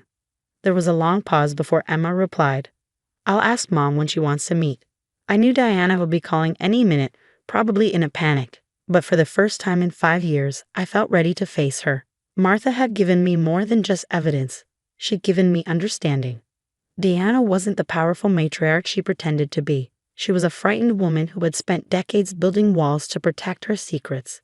And now I held the key to those walls. The desk phone rang, its shrill tone cutting through my thoughts. Diana's number flashed on the caller ID. I took a deep breath, channeling Martha's quiet strength, and picked up the receiver. Time to change the rules of this game. "What exactly did you find?" Diana's voice was tight with barely controlled panic. "Perhaps we should discuss this in person," I replied calmly. "The lake house seems appropriate, don't you think? Martha's favorite place." The line went quiet except for Diana's rapid breathing. Finally, she spoke. "I'll be there in 2 hours. Alone." When Diana arrived, she traded her usual polished appearance for something more frantic. Her designer blouse was buttoned incorrectly, and her carefully styled hair showed signs of anxious fingers running through it. I met her on the porch, where Martha and I had shared so many afternoon teas. "Would you like to sit?" I gestured to the rocking chairs. "Don't play games with me," Diana snapped. "What did you find?" I studied her face, the fear in her eyes, the slight tremor in her hands. For the first time, I saw past the intimidating facade to the frightened woman beneath. "I found the truth," I said softly. "About James. About you." All the color drained from her face. She gripped the porch railing for support. Martha promised she'd never tell. She didn't, not while she was alive. But she made sure the truth wouldn't die with her. Diana sank into the nearest rocker, her carefully constructed world crumbling around her. "Are you going to tell him?" I sat in Martha's old chair, feeling her presence around us. "That depends on you, Diana. I don't want to hurt James." Martha didn't want that either. She wanted peace in this family, real peace, not just the appearance of it. "What do you want?" Diana whispered. "I want what Martha wanted, to be accepted as part of this family. No more schemes, no more trying to push me out or elevate Emma above me. We're both James' family. We both love him." Tears filled Diana's eyes. "I was so afraid," she admitted. "When I couldn't have children, Thomas wanted them so badly. The adoption seemed like the only way. Then when I finally had Emma, I thought I had to prove that you were a real mother." I finished gently. "Diana, you've been James' mother his entire life. Nothing changes that. But trying to erase me from the family won't make your position more secure. It only causes pain." She wiped her eyes, looking lost. "The jewelry should be shared," I said firmly. "Family heirlooms are meant to connect us, not divide us." Martha knew that. Diana nodded slowly. She always did know best. She straightened in her chair, some of her old dignity returning. "I'll have Emma return the jewelry tomorrow. We can decide together how to share them." "Thank you." I touched the locket at my throat. Martha would be proud of us having this conversation. "She wanted so badly for us to be real family," Diana said softly. "I was too afraid to let that happen." "We can start now," I offered. "Not as rivals, but as James' family, both of us." Later that evening, as James and I sat on a lake house porch watching the sunset, I felt Martha's presence more strongly than ever. The truth she'd entrusted to me had done exactly what she hoped, not destroyed the family, but begun to heal it. "Mom called me," James said, puzzled. "She invited us for dinner tomorrow. Said she wants to make some changes, make things right." "What happened?" I squeezed his hand, touching my locket with the other. Some secrets were better kept, not to deceive, but to protect. Let's just say Martha left us one final gift, the chance to be a real family. She always was the wisest of us, he smiled. Above us, the evening star appeared, the first light in the darkening sky. Like Martha's truth, it hadn't destroyed the day, but transformed it into something new and full of possibility. Deanna would need time to fully change, I knew that. But Martha had given us the tools to build something better, not through force or exposure, but through understanding and compassion. The family jewels would be returned, but more importantly, the real treasure, the chance for genuine family bonds, was finally within reach. Martha had known all along what we needed, not weapons to destroy each other, but bridges to connect us. In the end, her greatest heirloom wasn't the jewelry or even the truth she preserved. It was the chance for grace, for change, for healing. And that was worth more than all the family jewels in the world.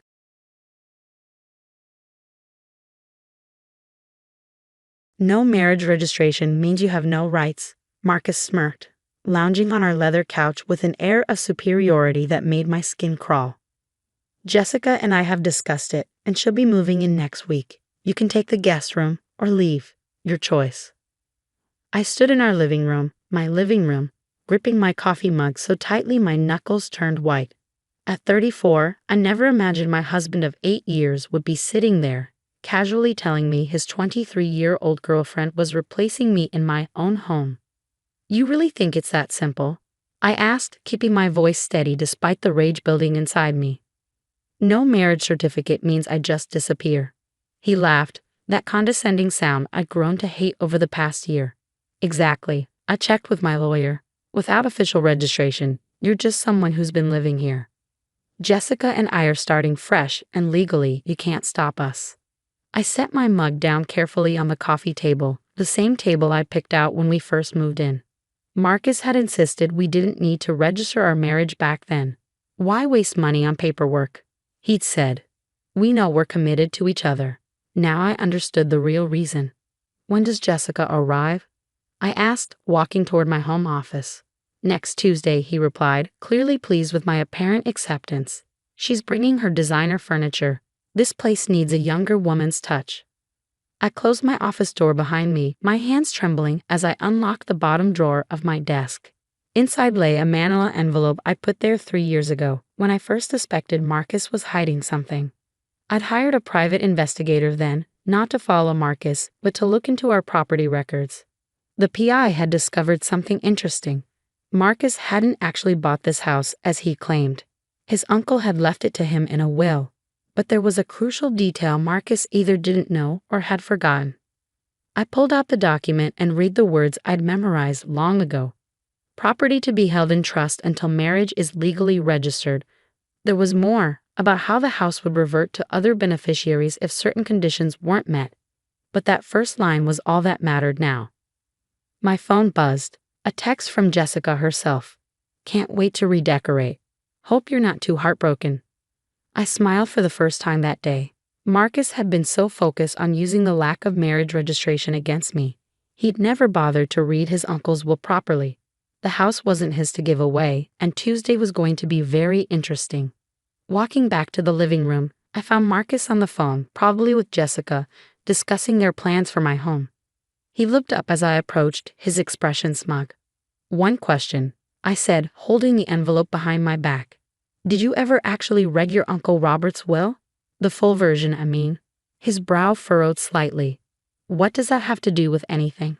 Everything, actually. I pulled out the document and held it up. Because according to this, you don't own this house.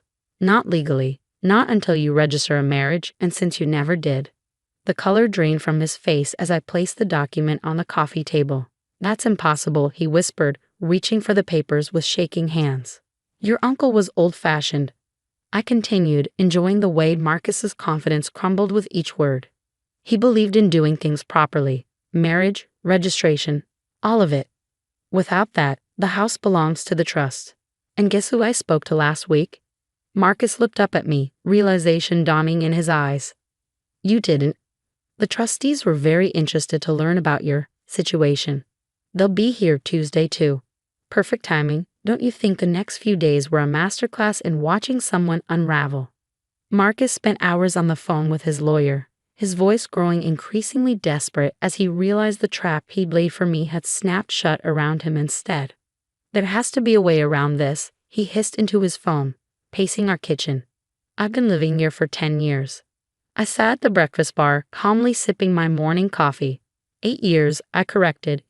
You rented before that, remember? He shot me a venomous look. This is all your fault. You went behind my back, dug up private family documents. Public records, actually, I cut in. Your uncle's will is filed with the county. Anyone can look it up. I just did my homework. His phone buzzed again. Probably Jessica. She'd been texting constantly since yesterday, demanding updates. Their perfect plan was falling apart, and she wasn't taking it well. Jessica's already given notice on her apartment, Marcus said, trying a different approach. His voice softened, attempting the charm that used to work on me. Be reasonable. We can figure something out, split the value maybe. I raised an eyebrow. Split what value? You don't own anything to split. The trustees were very clear. Without a legally registered marriage, you're just a tenant who's been living here rent-free. The doorbell rang, making Marcus jump. I checked my watch. Right on time. That'll be Mr. Patterson from the trust, I said, standing up. He wanted to do a preliminary inspection before Tuesday. Marcus grabbed my arm as I passed.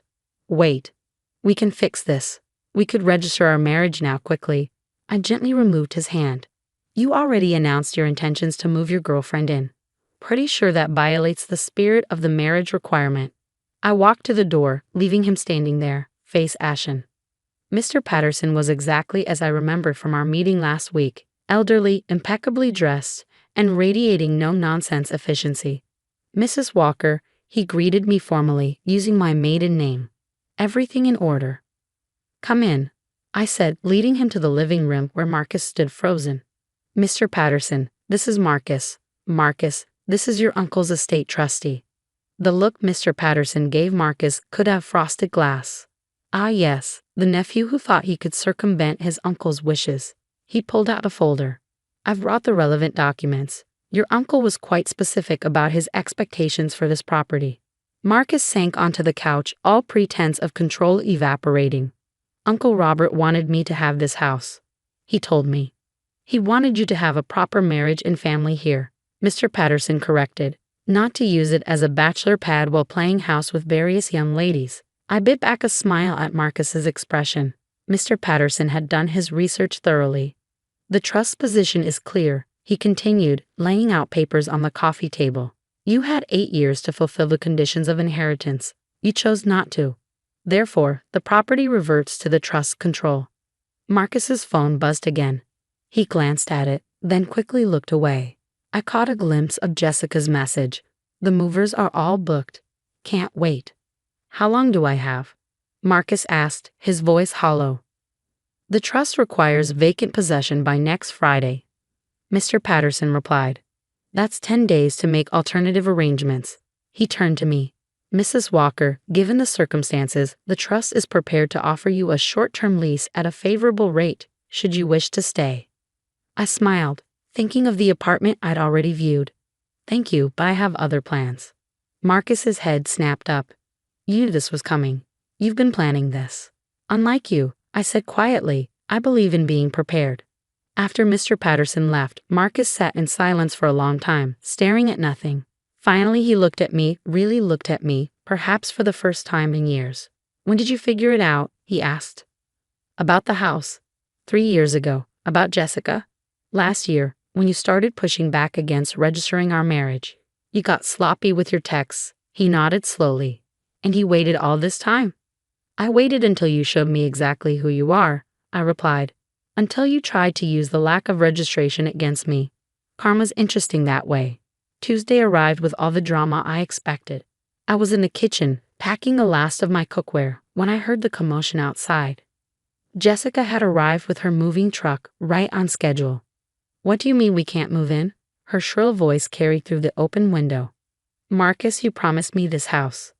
I walked to the front door just in time to see Mr. Patterson and 2 other trustees intercepting Jessica and her movers. Marcus stood to the side, looking like he wanted to disappear into the perfectly manicured lawn he'd always been so proud of. Miss, Mr. Patterson was saying, his tone clipped. This property is under trust management. No unauthorized occupancy will be permitted. Jessica turned to Marcus, her perfectly made-up face contorting with rage. You said this was handled. You said your wife had no rights. Technically, I called out from the doorway. He was right about that part. I don't have any rights to the house. I smiled sweetly. But neither does he. The moving truck driver was already backing out of the driveway, clearly wanting no part of this situation. Jessica's designer furniture would have to find another home. This is ridiculous. Jessica stamped her foot, looking every bit the 23-year-old she was. I gave up my apartment. I bought new furniture. Marcus, do something. But Marcus just stood there, defeated. He'd spent the last week frantically searching for loopholes, calling in favors from lawyer friends, even trying to contact other family members who might influence the trust. Nothing had worked. The trust position is final, Mr. Patterson stated firmly. The property must be vacated by Friday. Any attempts to occupy it without authorization will result in legal action. Jessica's face crumpled as reality finally sank in. But where am I supposed to go? That's not our concern, Mr. Patterson replied. Turning to me, his expression softened slightly. Mrs. Walker, I trust you'll be finished moving out by tomorrow. I nodded. Everything's almost packed. The lease on my new apartment starts today. Marcus's head snapped up. You've already found a place. Like I said, I replied, I believe in being prepared. Later that evening, as I packed the last of my personal belongings, Marcus made one final attempt to talk. We could still fix this, he said, hovering in the doorway of what had been our bedroom. Register the marriage, make it official. We could have the house back. I closed my suitcase and turned to face him. You still don't get it, do you? This was never about the house. It was about respect, about building a life with someone who values you. You failed at both. What about Jessica? He asked quietly. What about her? You promised her something you didn't own, just like you promised me a marriage you never intended to honor. He had no response to that. The next morning, I handed my keys to Mr. Patterson. My new apartment was smaller but bright and airy, with a balcony perfect for the herb garden I'd always wanted to start. As I unpacked, my phone buzzed with a message from my friend Deanne. Just drove by the house. Jessica's furniture is sitting in Marcus's parents' driveway. His mom looks furious. I smiled, imagining the scene. Marcus had always relied on his parents bailing him out of trouble. But a house full of modern furniture and an angry girlfriend might be beyond even their capacity for cleanup. A week later, I ran to Jessica at a local cafe. She was alone, stirring her coffee absently. He's living in his parents' garage, she said when she saw me. Claims he's between properties right now. She laughed bitterly. I should have known when he wouldn't make anything official with me either. Some lessons are expensive, I replied, grabbing my to-go order. But they're worth learning. 3 months later, I received a formal letter from the trust. They had sold the house to a young couple who, ironically, had just registered their marriage. Mr. Patterson included a personal note. Your ex-husband tried to contest the sale. The judge laughed him out of court. Standing on my balcony that evening, tending to my flourishing herb garden, I felt nothing but peace. Marcus had tried to use the lack of marriage registration against me, thinking it left me powerless. Instead, it had revealed exactly who we both were. Him, a man trying to cheat the system, and me, someone strong enough to walk away and build something better. Sometimes the best revenge isn't just about winning. It's about showing someone that their attempt to take advantage of you becomes the very thing that sets you free.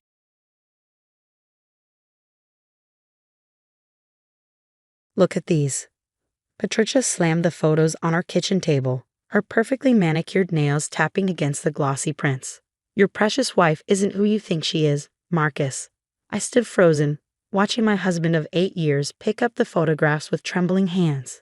Each image showed me apparently meeting a man at various locations, outside a hotel, at a restaurant, in a parking lot. The photos were grainy, taken from a distance, but clear enough to suggest intimacy. Except I had never been to any of those places. Emma? Marcus's voice cracked as he looked up at me, his face pale. What is this? Those are fake, I said calmly, though my heart was racing. Your mother fabricated them. Patricia gasped dramatically, pressing a hand to her chest. How dare you accuse me? I'm only trying to protect my son from a cheating wife. I might have believed her performance if I hadn't been recording every interaction with my mother-in-law for the past 6 months. The tiny pendant around my neck wasn't just jewelry. It was a high-quality recording device, capturing every scheme and manipulation Patricia had orchestrated since she moved in with us temporarily after her supposed house flooding. Marcus, think about it, I pleaded. When would I have time for an affair? I work from home, we share our location with each other, and the timestamps on these photos go back months. He cut me off, his voice rising. All those late nights you said you were working. Were you with him? I felt a familiar ache in my chest. For years, Patricia had been poisoning Marcus's mind against me, planting seeds of doubt, making subtle comments about my trustworthiness. I'd started recording everything because I knew someday she'd make her big move. I just hadn't expected her to go this far. This explains everything, Patricia pressed, putting an arm around Marcus. Why she's been so distant, why she always finds excuses not to give you children. She's been unfaithful all along. The truth was, we'd been trying for a baby for 2 years. The fertility treatments have been expensive and emotionally draining, but I kept them private at Marcus's request. He didn't want his mother knowing about our struggles. I'm not cheating, I stated firmly. Those photos are doctored.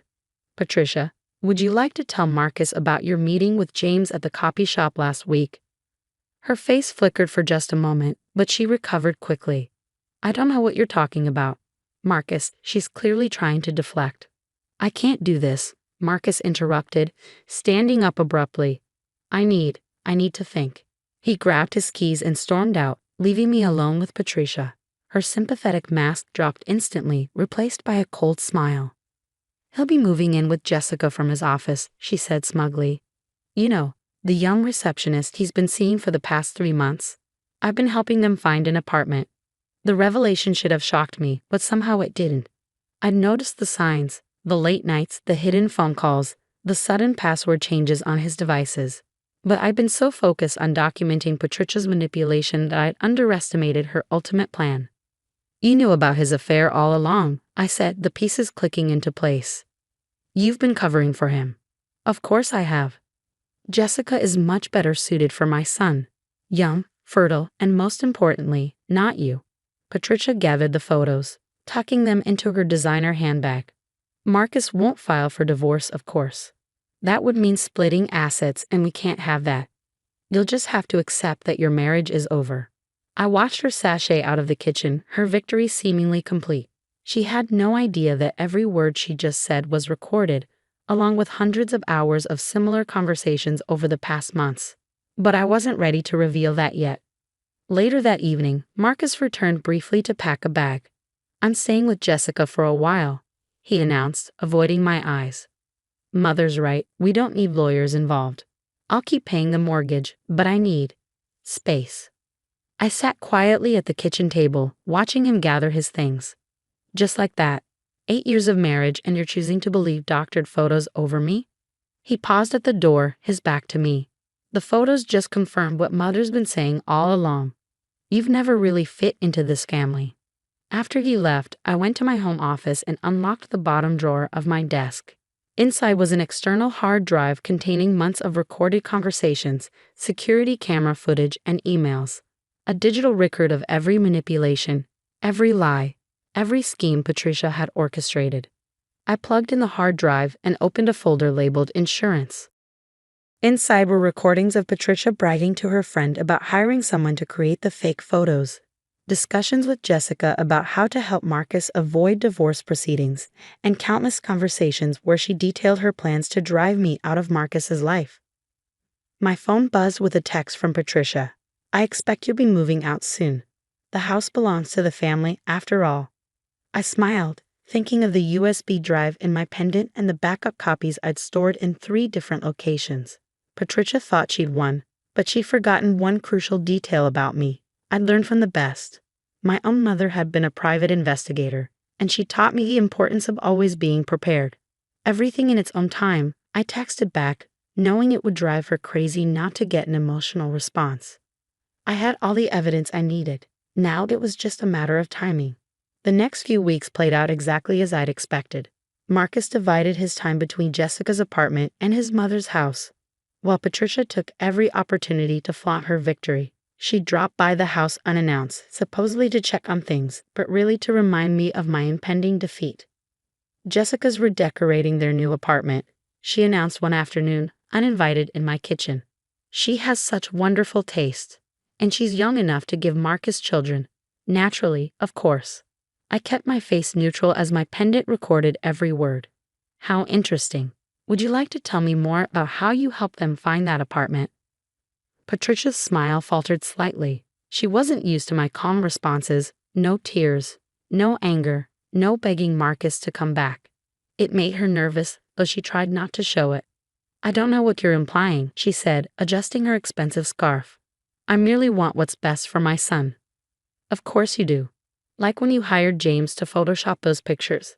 The coffee cup in her hand trembled slightly. You can't prove anything. I smiled, saying nothing. Let her worry. That evening, Marcus came by to collect more clothes. He looked tired, the initial excitement of his new freedom clearly wearing thin. Mother says you're being difficult about moving out, he said, stuffing shirts into a duffel bag.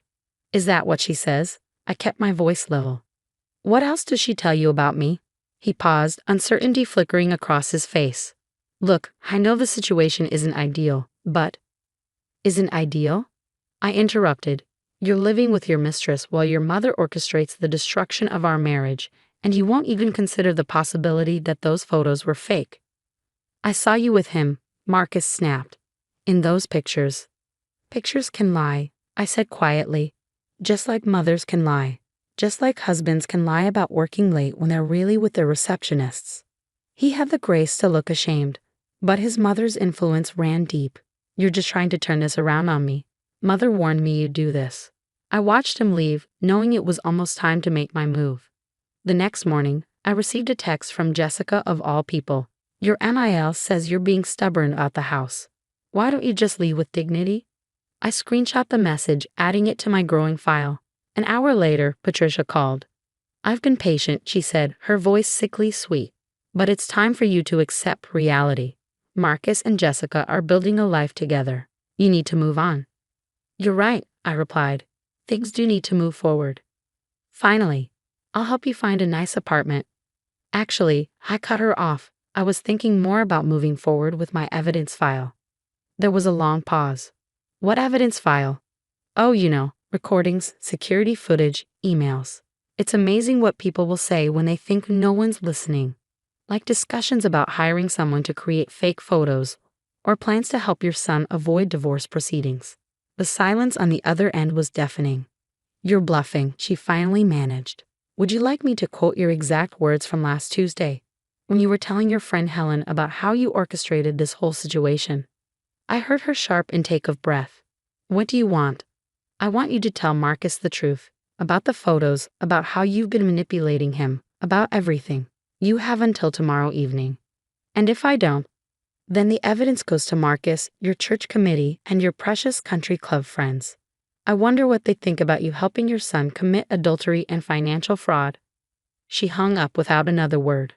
I spent that evening organizing my files, making sure every piece of evidence was properly labeled and backed up. The recordings were damning. Patricia discussing her plans in detail, coaching Jessica on how to seduce Marcus, bragging about having the photos doctored. There were even conversations with Marcus where she systematically poisoned him against me, twisting every innocent interaction into something suspicious. Around midnight, my phone lit up with a text from Marcus. Mother's acting strange. Says she needs to talk to both of us tomorrow. What's going on? I replied simply, I guess we'll find out. Another message popped up, this one from Patricia. You've ruined everything. I hope you're happy. I looked at my wedding photos still hanging on the wall, remembering the woman I used to be, eager to please, desperate for Patricia's approval. Always giving Marcus the benefit of the doubt. That woman was gone, replaced by someone stronger, someone who knew her worth. Tomorrow would change everything, but for now, I slept soundly, knowing I held all the cards.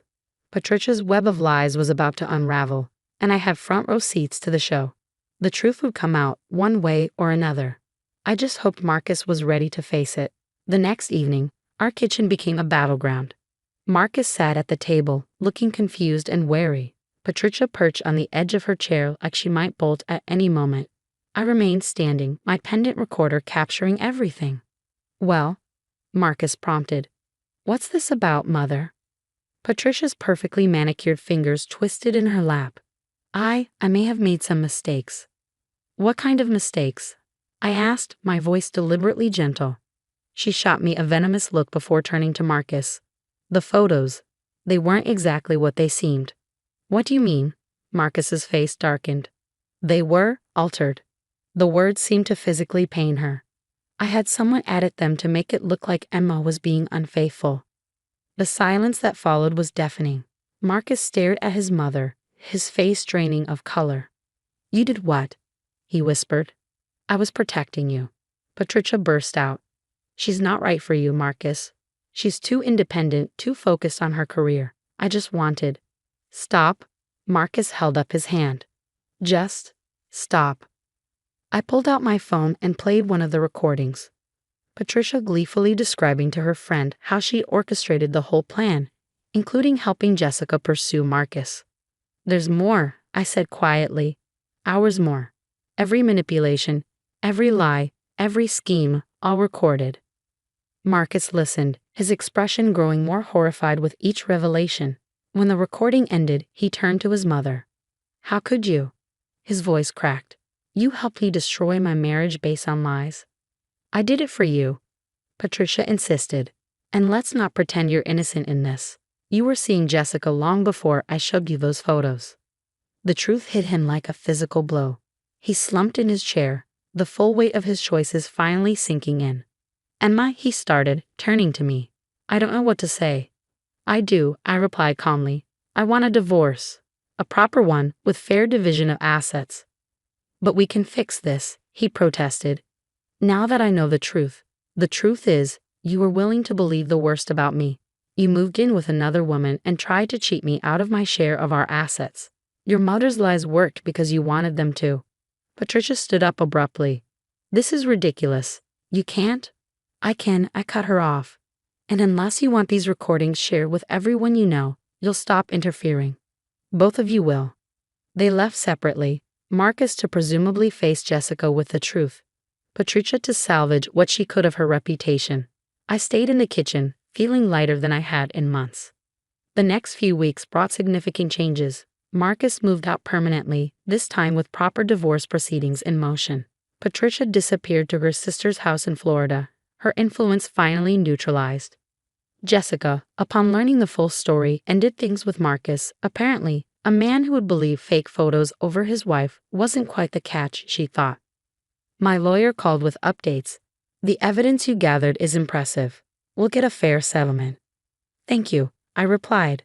But make sure everyone understands, I'm not looking for revenge. I just want what's rightfully mine.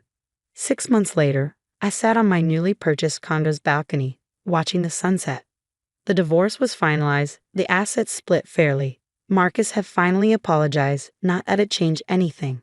Patricia still wasn't speaking to me, which was honestly a relief. My phone buzzed with a text from my friend Laura. Heard through the grapevine that Patricia's country club friends aren't too happy with her these days. Something about helping her son have an affair. I smiled but didn't respond. I'd never actually shared the recordings publicly. The threat had been enough. Sometimes the best victory is simply moving forward with dignity. The pendant recorder still sat in my jewelry box, a reminder that strength often comes in unexpected forms. I didn't need it anymore, but I kept it as a symbol of how far I'd come. My new life was just beginning, and this time, no one else was writing the story but me.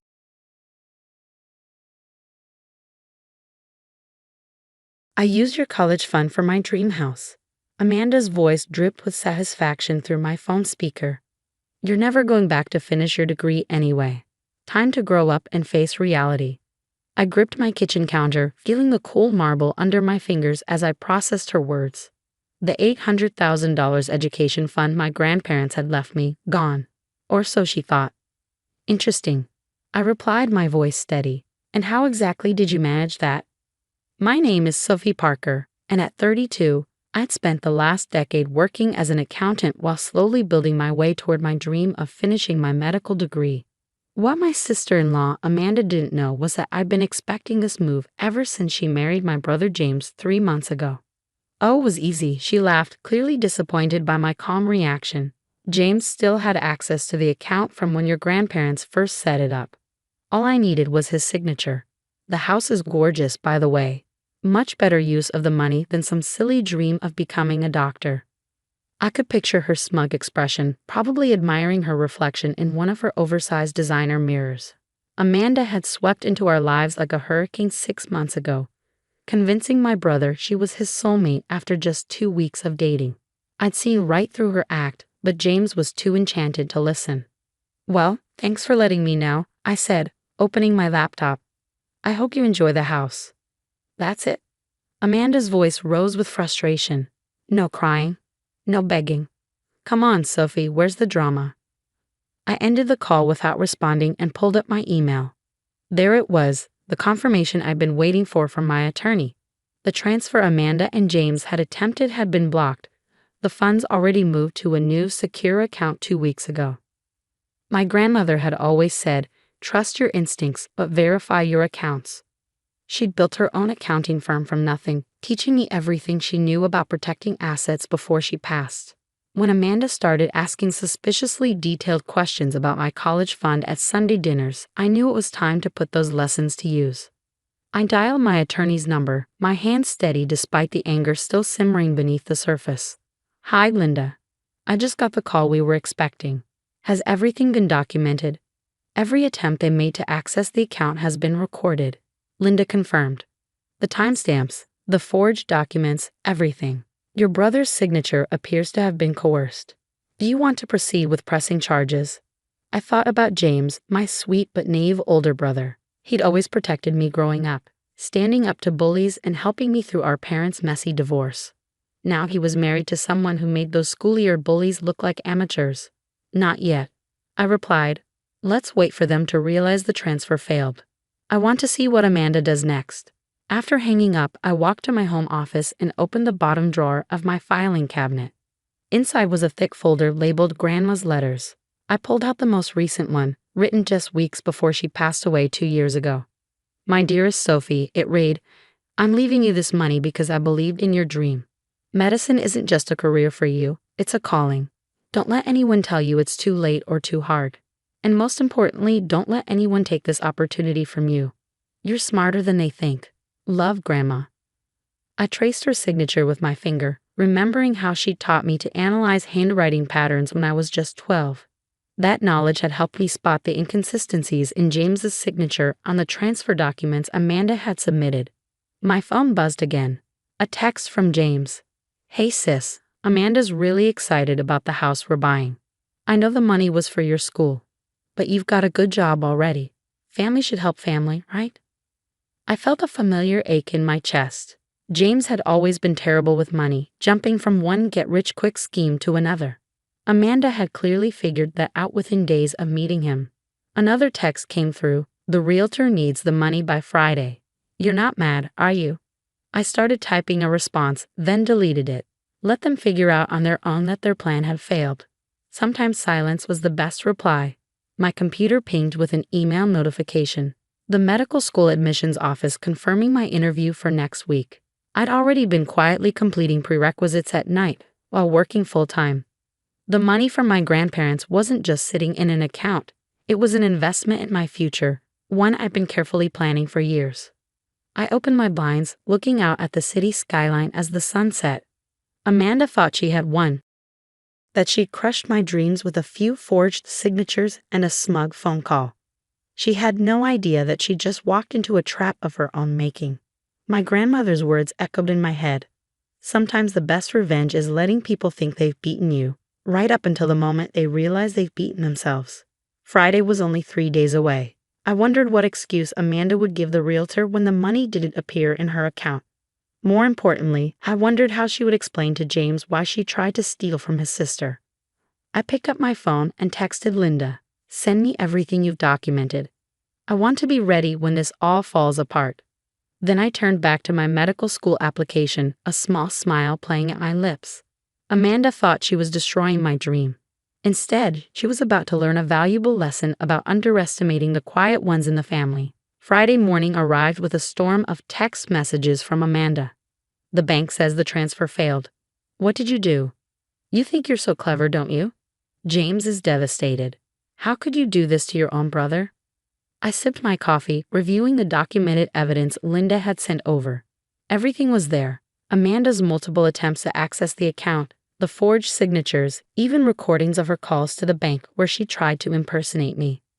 My phone rang. James. Sophie, we need to talk. His voice was tight with anxiety. Amanda says there's some kind of problem with the transfer. There is, I replied calmly. Would you like to know what really happened, or do you want to keep pretending your wife didn't just try to steal my education fund? Silence on the other end. Then it wasn't stealing. I signed the papers. We're family. Did you actually sign them, James?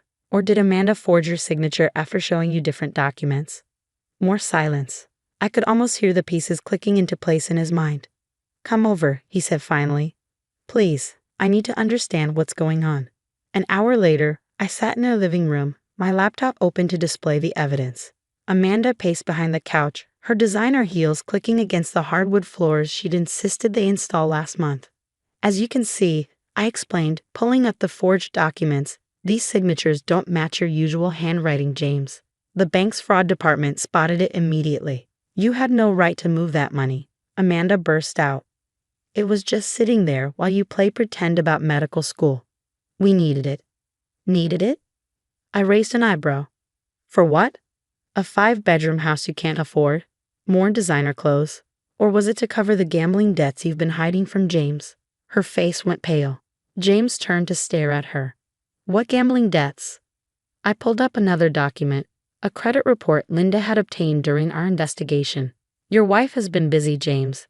3 maxed out credit cards, 2 personal loans, and regular withdrawals at the Golden Palace Casino. Did you wonder why she was so interested in accessing my college fund? Amanda's composure cracked. You had no right to look into my finances. Actually, I had every right. You tried to steal my money. Did you really think I wouldn't protect myself? That I wouldn't notice when you started asking questions about my account details? James sat heavily on the couch, his face ashen. Amanda, is this true? The gambling. It's not what you think, she stammered. I had a system. I was going to win it all back. The house was going to fix everything. We could have remortgaged it when we needed to. I watched my brother's world crumble around him. Part of me wanted to comfort him, but he needed to see the truth for himself. How much? He asked quietly. What? How much do you owe? Amanda's silence was damning. Over $200,000, I answered for her. And that's just what we've been able to trace. James put his head in his hands. I could see his shoulders shaking. Get out, he whispered. Baby, please, Amanda started. Get out. James roared, standing up. You tried to steal from my sister. You forged my signature. You've been gambling away our savings. Get out. Amanda grabbed her purse, mascara running down her face. Fine, but don't think this is over. I'll find a way to fix this.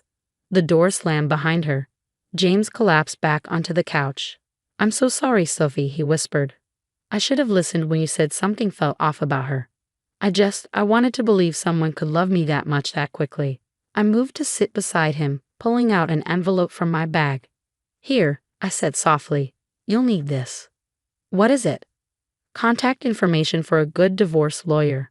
Linda recommended her. And proof that Amanda has been planning this from the beginning. James looked through the papers, his face growing harder with each page. Text messages showing Amanda bragging to friends about marrying into a family with money.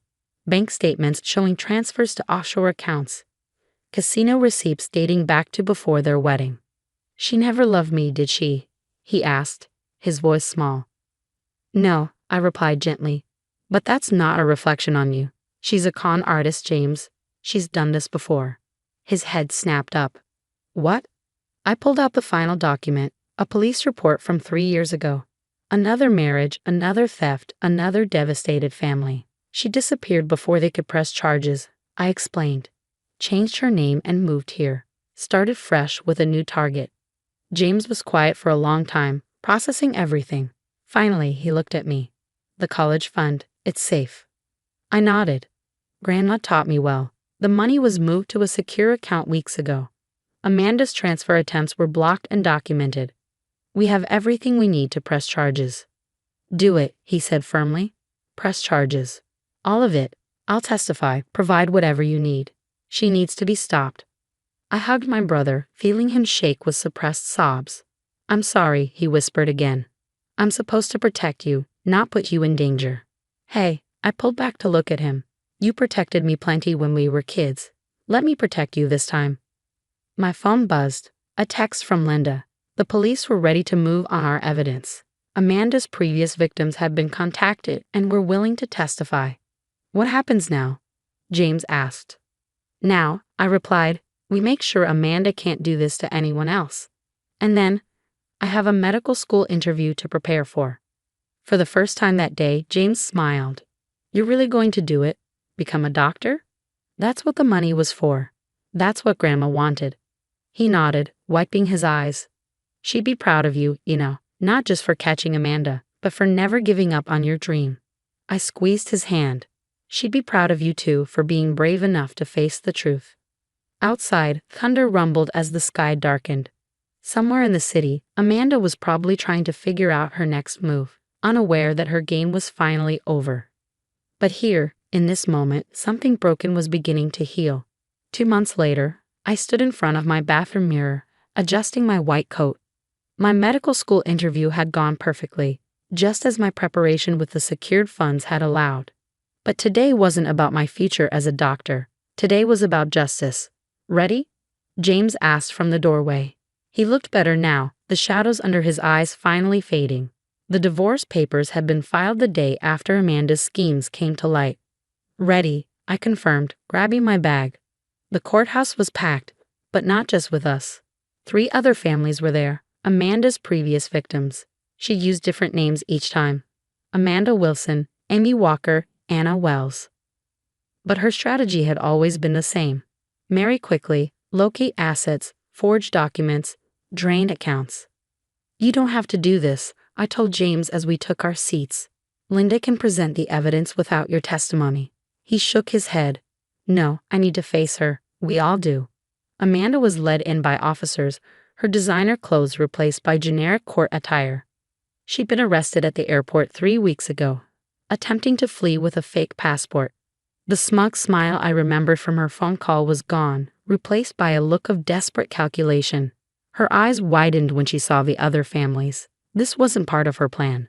The proceedings moved quickly. Linda presented our evidence methodically, the forged signatures, the gambling debts, the pattern of fraud across multiple states.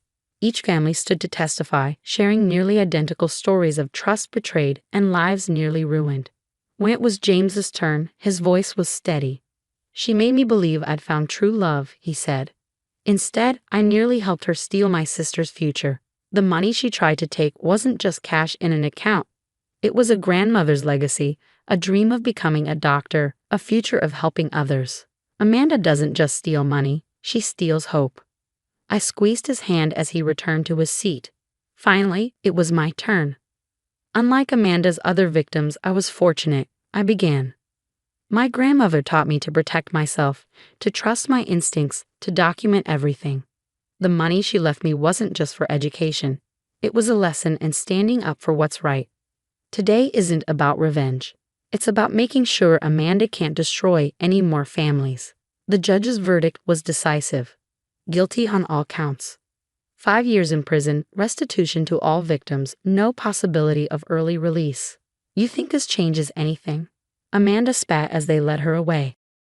You're still just playing at being a doctor. You'll fail and I'll be out before you finish your first year.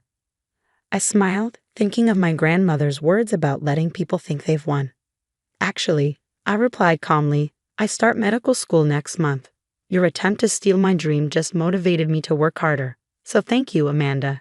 You taught me that sometimes the best revenge is succeeding despite those who tried to stop you. Outside the courthouse, James turned to me. I found her ring, he said. The engagement ring I spent 3 months' salary on. It's fake, just like everything else about her. Sell it, I suggested. Use the money to start fresh. He shook his head, pulling out the ring. No, I want you to have it. Sell it and add it to your school fund. Turn one more piece of your lies into something good. That evening, I sat in my office, looking at my grandmother's photo. The acceptance letter from medical school lay on my desk, along with the latest statement from my secured education fund. My phone buzzed, a text from James. Thank you for never giving up on me, even when I couldn't see the truth. I smiled, thinking about how different things could have been if I hadn't listened to my grandmother's lessons about protecting myself.